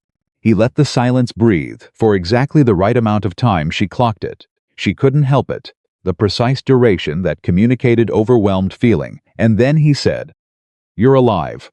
A breath. I looked for you. I reported it to everyone I could." "You reported me as a tragic memory," she said. Her voice came out exactly as she had needed it to, not cold, not emotional, just level. The voice of someone who was going to say what was true and had no particular investment in how it landed. 3 days after the wedding. I have the article. I have the quote. "You called my disappearance something you were choosing to honor." Something moved in his expression. A micro-adjustment. "I was trying to cope," he said. "I didn't know if—" "Announce it," she said. He stopped. "Say it out loud," she said, loud enough that the people immediately around them could hear, and she knew they were listening because the forest had gone very still in their immediate vicinity. "Tell the people in this room what you were trying to cope with. Tell them how I disappeared. Tell them everything you know about where I've been." A pause. "Isabella, you've clearly been through something terrible." "I have," she said. "Would you like to explain to these people exactly what that was?" She watched him recalibrate. She watched him find the version where he was the man who had been trying to save her, who had made desperate, impossible choices, who had done what he did out of fear and love, and the kind of hopeless pragmatism that came from being in an impossible situation. She could see him building it in real time, assembling the emotional architecture, finding the key notes. He opened his mouth, and she said, "Before you do, I want you to know that I have a recording." The word recording landed in the space between them like a stone dropped onto a glass surface. She watched his jaw tighten, just slightly, 1 millimeter. She had been waiting for that. The room had rearranged itself. She hadn't fully registered it happening, but it had. The people in their immediate circle had stopped pretending not to listen and were now openly present, and beyond them the information was still traveling. And she could hear the quality of voices at the far edges of the room changing in register as it arrived. Cecilia Fontana appeared at the edge of the circle. She was taller than her photographs suggested, composed in the way of someone who had been trained from childhood to maintain composure as a social weapon.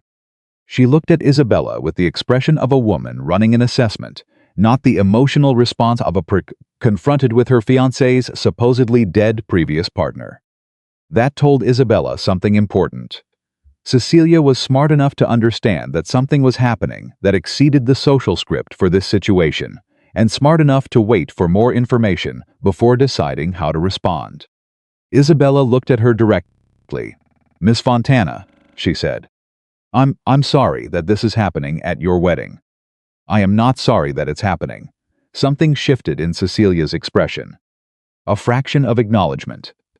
Adrian said, "Whatever you think you have." "I don't think," Isabella said, turning back to him. "I know. I spent 8 weeks building it. I had a great deal of time and excellent resources."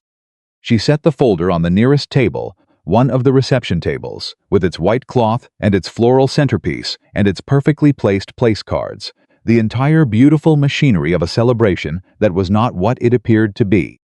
The recording was made 14 months ago. In it, you describe a plan involving a woman you had not yet publicly met. You use specific details: the shop, the district, the specialty. You describe the timeline for the arrangement. You describe what you needed her to do and why she would do it, and why she would not suspect. And you describe what you would tell people afterward. The circle had grown.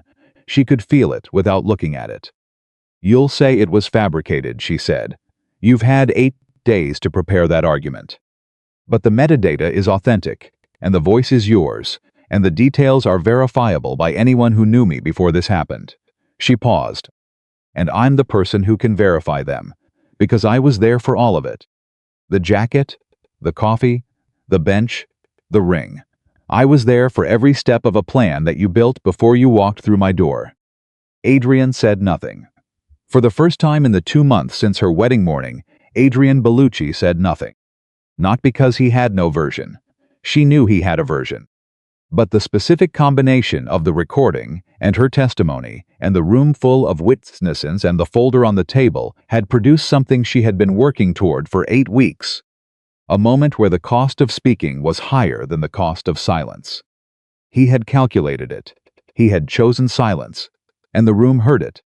The room heard a man say nothing when the woman he had delivered to Florence's most feared criminal organization stood in front of him with documentation and a witness and asked him to explain himself. The room heard silence where a wrongly accused man would have spoken immediately, loudly, without needing to think. Matteo stepped forward, not in front of Isabella. Beside her, exactly where he had said he would stand, close enough that the room could see the alignment but far enough that every eye understood. She was the one speaking. "The financial records," Matteo said, and his voice in the room was not loud, but it had the quality of something that didn't need volume, because it had authority, include wire transfers to accounts in Malta that predate Ms. Marconi's disappearance by 4 months. Those accounts are in a name that traces to Mr. Bellucci through 3 shell companies. The amounts correspond to a liquidation strategy, not a debt repayment, not a business arrangement, but a systematic movement of assets in preparation for departure. He placed a document on the table beside Isabella's folder. The plan was not to use Ms. Marconi as leverage, Matteo said. It was to disappear her. To create a story in which she ceased to exist as a person and became an event that had happened to him. He looked at Adrian with the specific quality of gaze that had probably ended a number of conversations in a number of rooms. He chose her because he believed she was the kind of woman who would not fight back. He chose her because he had studied her long enough to know that she was isolated, careful, and had spent her entire adult life making herself small so that other people could feel large. Isabella heard the words. She had known they were coming. She and Matteo had discussed every element of this presentation over days, but hearing them in the room, delivered in that voice, with that precision, landed differently than they had in the study. He was angry on her behalf. He had been angry on her behalf for weeks, she realized. The payments to the hospitals, the legal fund, the young man in the courtyard, all of it was the same root, the same thing. Matteo Romano was a man who did not tolerate the strong destroying the people they were supposed to protect. And he had been angry about it for longer than she had known him. She pulled herself back to the room. Adrian was looking at Matteo with an expression that had finally shed the performance. What was underneath it was not fear. It was contempt. "You're going to let a criminal tell this room what happened," he said. His voice had changed, the warmth was gone, the careful calibration was gone, and what was left was something that was finally, actually him. Precise and cold and completely willing to use whatever was available. A man who kidnapped her, who held her in his estate for 2 months. You're going to take evidence that was assembled under those conditions and present it as... The recording was in your archive, Isabella said. He stopped. Not Matteo's, she said. Yours. It was made by your own system, stored in your own records, cataloged under your own reference structure. Matteo's people found it because they were looking through documentation relevant to the debt you owe. It exists because you kept it. I don't know why you kept it. Perhaps for the same reason careful people keep records of everything. Perhaps because you never believed it would be found. She held his gaze. But it's yours. Your voice. Your system. Your date stamp. He said nothing. And the people in this room, she said, are not stupid. She turned. She looked at the circle of faces, the Fontana relatives, the business associates, the journalists, the friends and colleagues who had spent 2 months believing that Adrian Bellucci was a man who had survived a tragedy, and she said, I am not asking you to hate him. I'm asking you to see him. I'm asking you to see what he built and why he built it, and to make your own decision about what that means. She reached into the folder. She placed the recording device on the table and pressed play. The room heard Adrian's voice, describing a woman he hadn't publicly met, describing a shop in a district, describing a timeline. describing what she would do and why she would do it, describing what he would tell people afterward. 40 seconds. In the room that had been his wedding reception, in front of the woman he had chosen for Cecilia Fontana's position, in front of everyone who had believed the story he told them. Cecilia Fontana left the room at the 40-second mark. Not dramatically, not with visible tears or a scene. She simply turned and walked, with her back straight, her composure intact. And that composure was more devastating than tears would have been, because it communicated that she was not broken, she was finished. She was a woman making a decision, not a woman in the middle of a collapse. She paused briefly beside Isabella on her way out. She said very quietly, "I'm sorry." Isabella said, "So am I." And then Cecilia Fontana walked out of her own wedding and did not look back. The room was very still. Adrian was still standing in the same position. His face had completed its final reconfiguration. There was nothing left of the performance now, because there was no longer an audience for it in the sense he required. The people around him had moved, subtly but unmistakably, in the way that people moved when they reassessed the gravitational center of a room. They were no longer oriented toward him. He looked at Isabella, and for the first time, she saw something on his face that she had never seen there in 8 months of carefully performed intimacy. Loss not of her. She understood that clearly. Not grief for who she was or what he had destroyed, but the loss of the version of himself that he had been building, the man who had survived, the man who was choosing to live again, the man who had been chosen by the Fontana name and the Fontana money and the next chapter of a life that was going to be exactly what he had planned. That man was gone, and the face underneath him, now briefly visible in the space where the performance had been, was not monstrous. It was something almost worse. It was ordinary. A person who had decided, at some point, that the world organized itself by who was willing to use other people first, and who had simply made that calculation repeatedly and without apology. Not evil in the dramatic sense, just fundamentally, completely willing to choose himself over anyone. "You were never going to stay quiet," he said. It was the most honest thing he had ever said to her. "No," she said, "I wasn't." "I thought you would," he said. "I spent a great deal of time selecting someone who would—" "I know," she said. "That was your first mistake." She picked up her folder. She looked at him for a long moment, not with hatred, not with the satisfaction she had imagined feeling, but with the particular clarity of someone who has looked at a thing completely and understands it and is ready to put it down. "I repaired wedding dresses for 11 years, she said. "I know exactly what something looks like when it's been torn apart. And I know exactly what's worth putting back together." She held his gaze. "You're not." She turned. Matteo was beside her. Not triumphant, that wasn't his register for this. He was simply present, in the way he had been present beside her for the past 2 months, with the specific quality of a person who stopped making decisions about what he owed the world and started making decisions about what he actually cared about. They walked toward the door together. Behind them, the room was beginning to find its voice again, the sound of 200 people processing, something they had not expected to process today, the particular noise of a truth that had arrived somewhere it had never been invited. At the door, without looking back, Isabella said to Matteo, "You were right." "About what?" he said. "I felt it," she said. "When I saw him, the grief." "I know," he said. "And he tried to use it," she said. "I know, it didn't work," she said. A pause. "I know," Matteo said. And his voice in that word held something she had been hearing for weeks and was finally ready to name. She didn't name it, not yet. Not today. Today had been about one thing. She pushed the door open. The air outside was cold and sharp and full of light, and Isabella Marconi walked into it without looking back, because she had said everything that needed to be said in a room that needed to hear it. And the woman who had entered that room was not the woman who had left it.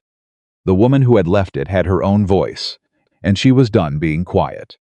The cold air outside the reception hall lasted exactly as long as it took Isabella to reach the car. Then her legs stopped working properly. Not dramatically, she didn't collapse. She didn't grab for anything. Her knees simply communicated, with the polite firmness of something that had been holding up more than its usual load for an extended period. that they were finished doing that now. She sat down on the low stone step beside the entrance and put her hands on her knees and breathed. Matteo sat beside her. He didn't say anything. He didn't ask if she was all right, which she appreciated, because she was not entirely all right, and she didn't want to lie to him, and she didn't want to perform recovery she hadn't finished yet. He simply sat, close enough that his shoulder was an inch from hers, and let the silence be what it was. "I felt it exactly when you said I would," she said. "When he said your name," Matteo said. "Before that," she said. "When I saw his face, when I saw him see me and I watched him calculate." She looked at her hands. "I felt grief for exactly 4 seconds, and then I felt something else." "What?" "Gratitude," she said. "That I was the person standing where I was standing, instead of still being the person who believed him." Matteo said nothing. "That's strange," she said. "No," he said. "It's not." She looked at him. He was looking at the street ahead, not at her, the way he sometimes did when he was saying something he meant completely and didn't want the eye contact to turn it into a performance. "Gratitude means you understand what you were saved from," he said. "That's not strange, that's accurate." She sat with that. Around them the city continued its business cars, voices, the particular ambient sound of Florence on an afternoon that had no idea what had just happened in a reception hall 3 blocks away. The world had a way of doing that, of being completely indifferent to the moments that reorganized people's entire lives. She found it oddly comforting. "What happens now?" she said. "With him. The legal process," Matteo said, "the recording. The financial records. I've had counsel preparing for 3 weeks. The moment we left that room, the filing process began. He'll fight it. He will," Matteo said. "He's good at fighting things. But he's been fighting on the assumption that the evidence didn't exist, and that assumption is gone." "Cecilia Fontana," she said. "Her family's lawyers contacted my office 40 minutes ago," Matteo said. While we were still in the room, Isabella looked at him. "She moved fast," she said. "She's a smart woman," Matteo said. "You said so yourself. She'll cooperate. Her family has every reason to," he said. He was going to access their money. They're not going to protect someone who was using their name as a financial instrument. Isabella thought about the woman walking out of her own wedding with her back straight and her composure intact, and the word sorry for someone else's disaster. She thought about the particular kind of strength that looked like control, but was actually just someone who had decided what mattered to them and was acting accordingly. "I want to make sure she's not the story," Isabella said. "Whatever comes next, the coverage, the legal process, I don't want her to be the woman who almost married him. She deserves better than being the second half of his narrative." Matteo looked at her. "You walked out of his narrative yourself," he said. "You might not be able to control where she ends up in it." "I can try," she said. He was quiet for a moment. "Then I know." Rosa arrived at the estate at 6 that evening. She appeared without warning, in the way Rosa always did things, as if the idea of announcing herself in advance was a social convention that applied to other people. She drove herself, a fact which somehow surprised Isabella even though it shouldn't have, because Rosa had been calling a Mafia estate daily for 2 months, without visible terror, and driving herself to said estate was simply the next logical step. She walked through the door, looked at Isabella standing in the entrance hall, and then crossed the room and put her arms around her cousin, without saying anything for a long time. Isabella held on. She had not fully cried since the morning before the wedding. She had been close, several times, in the specific way that people were close to things they were refusing to let happen. But standing in the entrance hall of Matteo Romano's estate with Rosa's arms around her, and the day finally finished, she stopped refusing. She cried for about 4 minutes. Not elegantly, not the composed, dignified version of grief that made for good narrative. The real kind, the kind that took up all available space and didn't care what it looked like. Rosa held her through all of it and said, "At the end, I should have gotten there faster." "You called every day," Isabella said. "It's not the same as being there," Rosa said.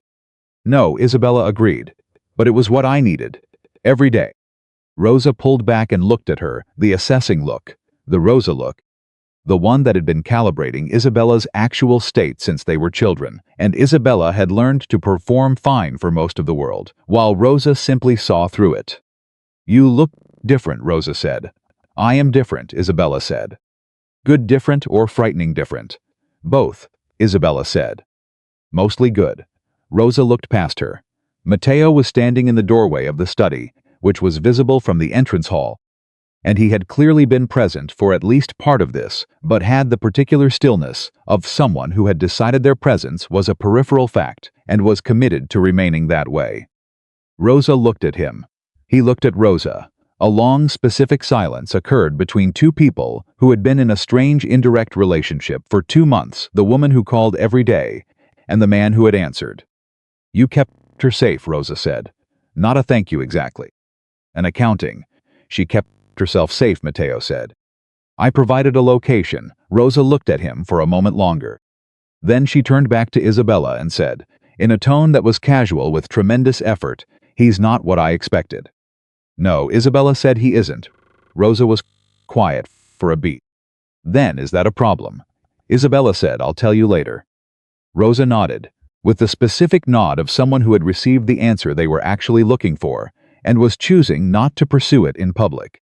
That night, after Rosa had been installed in a guest room, and the house had gone quiet, Isabella went to the study. Not because she had work to do. The folder was closed.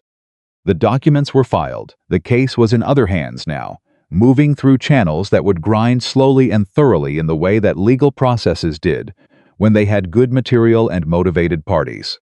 There was nothing left for her to build. She went because she wanted to. Matteo was there, as she had known he would be, at his side of the desk. Not working, the desk was clear. He was sitting with a glass of water and the newspaper he almost never read, and he looked up when she came in with an expression that had become, over 2 months, completely legible to her. He was glad she had come. "Sit down," he said. "I know," she said, sitting. A comfortable silence settled between them, the kind that 2 months of shared work and shared space had made possible, not the silence of nothing to say, but the silence of not needing to fill the air to justify the company. She looked at the room, at the maps on the wall and the photographs, and the 2 empty chairs in the corner that were always empty, because Matteo worked alone and had for a long time apparently preferred it that way. She looked at the corner of the desk where she had spread her documents for weeks, the slight difference in the desk's surface from that use. The way her presence had left a mark on the physical space even before she had understood that it was leaving a mark on anything else. "I need to go home," she said. Matteo said nothing, but she felt something change in the room's quality, not hurt. Nothing so simple, but a shift in the air that told her the words had landed somewhere real. "Not permanently," she said. "I need to go back to my apartment. I need to sit in it and see what it feels like and decide what comes next." She looked at him. 2 months is long enough to understand that what I was before was not enough, but I haven't been home yet. I need to see what I want to keep and what I want to change. "That's reasonable," he said.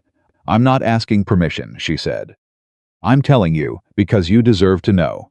He looked at her. "You could stay," he said. "Not a demand. Not a performance." The most direct, unguarded thing she had ever heard from him, which was remarkable considering how many unguarded moments had accumulated between them over weeks. "I know," she said. "But you need to go first," he said. "Why?" he said. Not challenging, actually asking. She thought about it honestly. "Because the first time I chose someone," she said, "I chose them because I was so overwhelmed by being chosen that I never stopped to ask whether the choice was right. I let being wanted do the work that my own judgment should have done." She looked at him steadily. "I am not going to do that again. Not with anyone. Not even with you." He was quiet. "Especially with you," she said. Something moved across his face, not pain, but the close cousin of it, the feeling of receiving something true that costs you something to accept. "You're right," he said. "I know," she said. "I don't like it," he said. "I know that too," she said. He looked at her, with the open expression, the one without armor, and she looked back at him, and the thing between them that had been building for 2 months without either of them naming it occupied the room fully, not uncomfortable, not pressured, just present and real, and entirely worthy of being treated carefully. "Go home," he said. "Do what you need to do." "I will," she said. "And then," he said. She looked at him for a long moment. "And then," she said, "I'll tell you what I decided." She went home the next morning. Her apartment was exactly as she had left it, which was strange, in the way that places are always strange when you return to them after time has reorganized you. The spools of thread on the work table, the lamp in its corner, the sewing machine that Signora Ferretti downstairs had apparently complained about twice in 2 months, based on the 2 notes still under the door. She stood in the middle of it and breathed it in. It smelled like fabric and solvent and instant coffee, and the specific version of her life that she had been living before a ruined jacket changed the direction of everything. She sat at the work table. She picked up the nearest spool of thread, not because she had work, but because the weight of it was familiar, and familiar things were useful when you were trying to understand what you wanted. She sat there for a long time. And she discovered, slowly working through it the way she worked through everything, carefully and completely, and without rushing to the conclusion that she was not the same person who had left this room in a wedding dress 2 months ago. Not in the way that trauma changed people, grinding them down into smaller versions of themselves. In the different way. The way that happened when you had been tested at the exact pressure point of what you believed about yourself and had not broken. She had been selected because she was quiet. She had been selected because she was careful. She had been selected because she had spent her life making herself small enough to be useful to other people's stories without demanding a role in her own. None of those things had made her weak.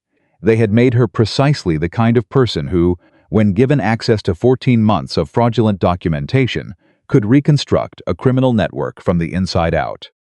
The kind of person who could spend 2 months in a Mafia estate and come out of it having changed the man who ran it. The kind of person who could walk into a room with 200 witnesses and tell the truth in a voice that held. She had been selected for her patience. She had used it to dismantle him. She set down the thread. She picked up the phone and called Rosa. "Tell me what you think," she said, when Rosa answered. "About which part?" Rosa said. "All of it." Rosa was quiet for a moment. "Then I think you went in as someone's plan and came back as your own." "I think that's not nothing. I think it's actually everything." A pause. "And I think you know what you want to do next, and you're calling me to make sure you're not being rash." "Am I being rash?" Isabella said. Rosa said without hesitation. "You are the least rash person I have ever known. That's been the problem, historically." "It was," Isabella said. "I don't think it is anymore." "Good," Rosa said. "Then do what you want to do." Isabella hung up. She sat in her apartment for another hour. Then she packed a bag, not the small overnight bag she'd left with 2 months ago, but a real bag, thoughtfully packed, the kind that communicated intention. She packed her work tools, the small kit she took to client meetings with her best thread and her most precise instruments. She packed 3 changes of clothes and the things that mattered most to her and least to anyone else. Then she picked up the phone one more time. Sandro answered on the second ring. "Tell him I'm coming back," she said. "Not because I have nowhere else to go. Because I decided." A pause. "He'll want to know when," Sandro said. "Now," she said. The conversation, when she arrived, was nothing like she had rehearsed it in her head. She had imagined something deliberate, a formal declaration, a specific moment, the kind of exchange that would later feel like the right shape of a turning point. What actually happened was that she walked through the door and Matteo was in the entrance hall, which he absolutely was not usually in at this time of day, and she understood that Sandro had told him immediately, and he had been waiting without making a production of waiting. He looked at her bag. He looked at her face. He said, "You decided." "I decided," she said. "Tell me," he said. She had prepared words. She had rehearsed the shape of what she wanted to say on the drive over, assembling it the way she assembled everything with precision and care, and a clear sense of what the final product needed to be. But standing in the entrance hall of a house that had become, over 2 months, more familiar to her than she had expected anything to become again, she found the prepared words were wrong. Not inaccurate, but overconstructed. The wrong tool for the actual moment. She set her bag down. You told me once, she said, that power was maintained through information, through knowing more than anyone else. Yes, he said. You were right, she said. And I've spent 2 months learning that about you, which means you haven't been able to maintain that advantage with me specifically for a while now. She looked at him steadily. You can't manage me from a distance, Matteo. You tried in the beginning. You gave me access to the archive because you thought it would give me something to do. You gave me a task because a person with a task is easier to manage than a person with nothing but time and anger. He said nothing, but somewhere in the middle of it, she said, you stopped managing and started working with me.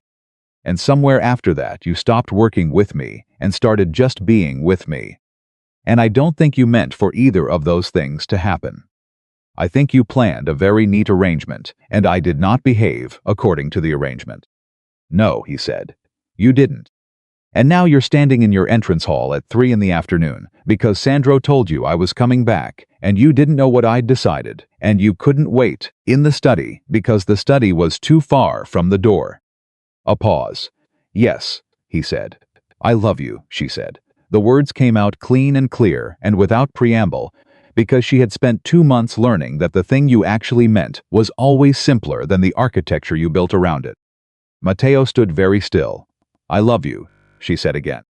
Not because you kept me safe, because I kept myself safe, and you gave me the tools to do it. Not because you were kind, because you weren't always kind, and I don't need that from you. Because you saw me. You saw exactly what I was, and you didn't try to make it smaller or larger or more convenient. You just let it be what it was and worked with it. She held his gaze. And because you're afraid, which you hide very well, and I know what it cost you to let people see past the fear. And you let me. He crossed the distance between them in 3 steps. He put his hands on her face with the specific care of someone who understood that what they were holding was not fragile but was precious, which was different. And he said, I have not known how to want something without planning how to keep it, he said. My entire adult life, everything I cared about, I built a system around. A structure, a way of maintaining it. He looked at her with the completely unfortified expression, the one she had been seeing for weeks, and finally understood as the real face of the man under the reputation. I don't have a system for this. I don't know how to. You don't need a system, she said. Isabella, you just need to choose, she said. Every day. The same way I'm going to choose. Not because it's safe, or because it's planned, or because the outcome is guaranteed. Because you want to. He looked at her for a long moment. I want to, he said. Then we start there, she said. He kissed her. Not tentatively, not as performance, with the full, direct attention of a man who had been paying complete attention to one person for 2 months, and had finally been given permission to say so without words. She kissed him back with the full, direct attention of a woman who had spent her entire adult life making herself useful to other people's love stories and had finally, for the first time, stepped into the center of her own. What followed was not simple. She had not expected simple. Simple was not available, and she had stopped looking for it sometime around the first week in the library, when she had understood that the life ahead of her was going to be complicated in ways she couldn't fully map, and that was not a problem to be solved but a condition to be navigated. The legal case moved through its process with the grinding thoroughness she had anticipated. Adrian's lawyers were excellent and creative and found several angles of approach that required responses she had not fully planned for. Cecilia Fontana's family proved, exactly as Matteo had predicted, to be motivated and organized in their cooperation. The recordings, authenticated by 2 independent forensic firms, could not be explained away, and the Malta accounts, when fully traced, told a story that the financial authorities found straightforward. It took 11 months. Isabella spent those 11 months partly at the estate and partly at her apartment, in a balance that worked, because they had stopped pretending that a single address would immediately make sense of 2 lives built separately over decades. She kept her shop. She kept her clients, the women who brought her their grandmother's torn gowns and their mother's damaged veils, the work that had always been hers and remained hers, not as a consolation prize, but as a genuine thing she was good at and cared about. She expanded it, not dramatically, but the woman who returned to the shop was not the woman who had left it, and the work she did reflected that difference in ways her clients felt without being able to name. She charged what she should have been charging for 11 years. She stopped apologizing for taking 3 weeks instead of 2. She hired an assistant, a young woman named Julia, who had talent and no confidence, which Isabella recognized and knew exactly what to do with. Matteo came to the shop once, 3 months after the wedding, and stood in the doorway the way he stood in doorways, taking up the space without effort, and watched her work for a few minutes. "You're different here," he said. "I'm the same," she said. "This is just the part of me you hadn't seen yet." He looked at the room. The spools of thread, the careful order of her tools, the partially repaired gown on the stand that she had been working on for 6 days, with the patience of someone who understood that certain things could not be rushed. "I see it," he said. "Good," she said.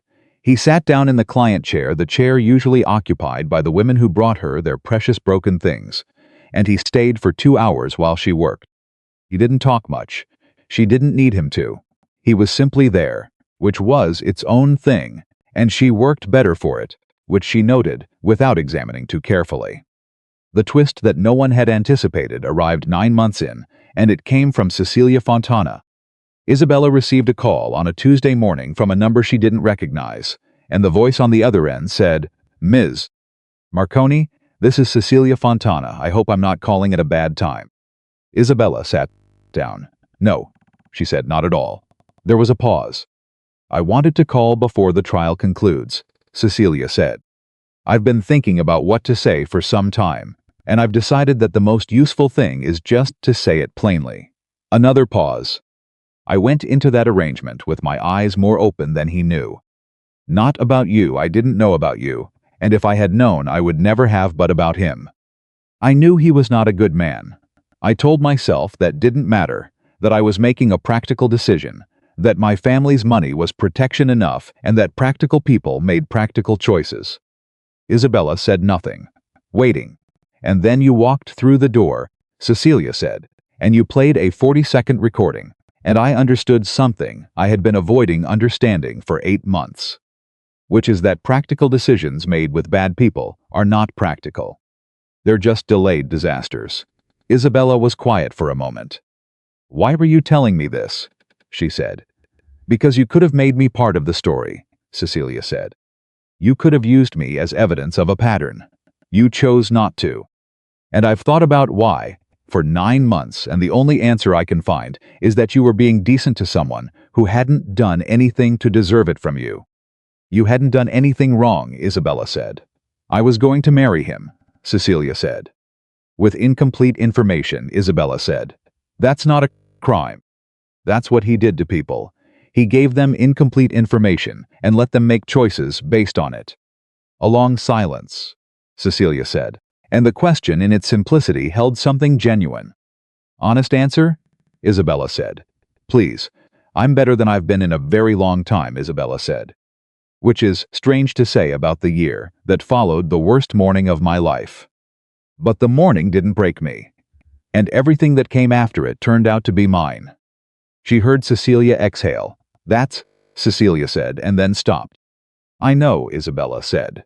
"I hope," Cecilia said, carefully, "that I will be able to say something similar." "Eventually. You will," Isabella said. "You walked out of your own wedding with your back straight and apologized to the person who'd been wronged, instead of the person who'd wronged you. You'll be fine." A pause. "Thank you," Cecilia said. "For answering." "Thank you for calling," Isabella said. She hung up.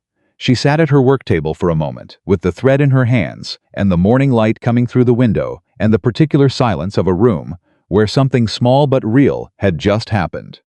Then she went back to work. The verdict came on a Thursday in autumn, and by the time it arrived it was not a surprise. The evidence was what it was, and what it was had been thorough enough that surprise was no longer available as a response.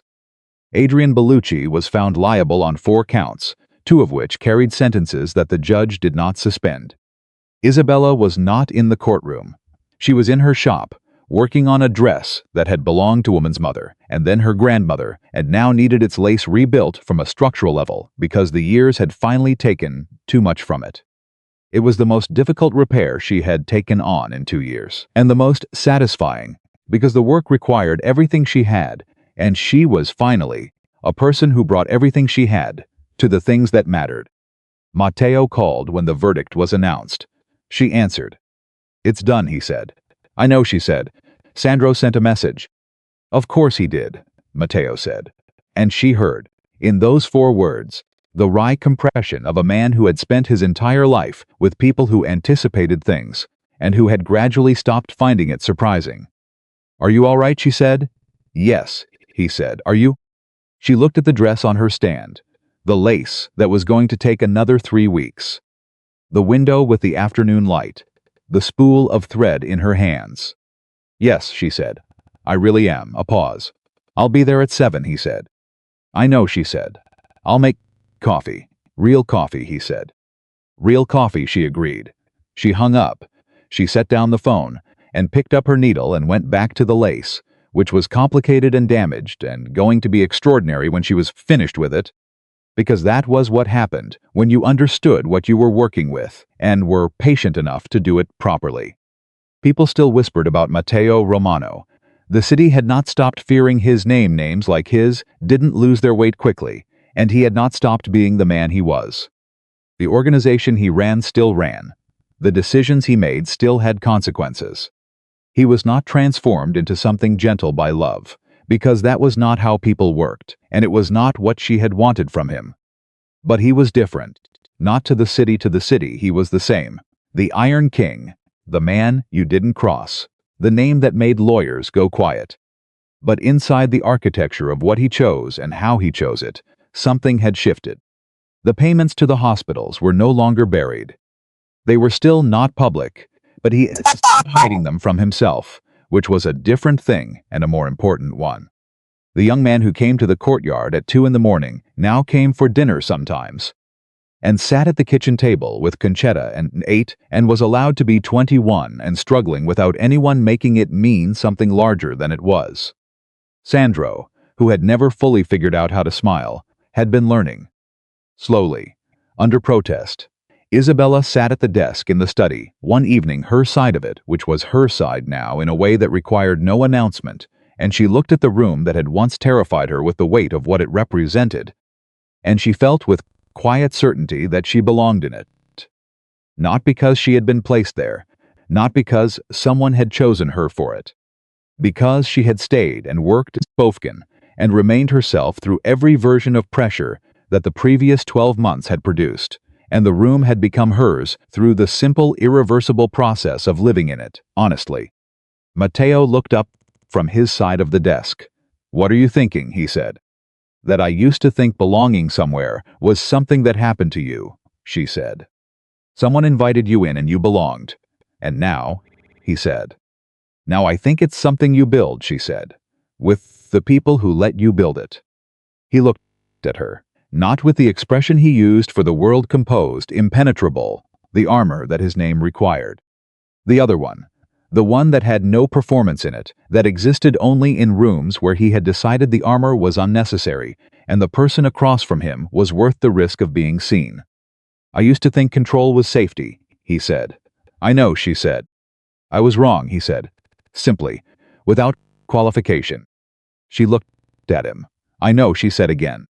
She reached across the desk and put her hand over his, and he turned his hand over and held hers with the specific care of a man who had spent his entire adult life gripping things to maintain them and was learning, slowly and not without difficulty, that the grip you used for the things that mattered most was different from every other grip.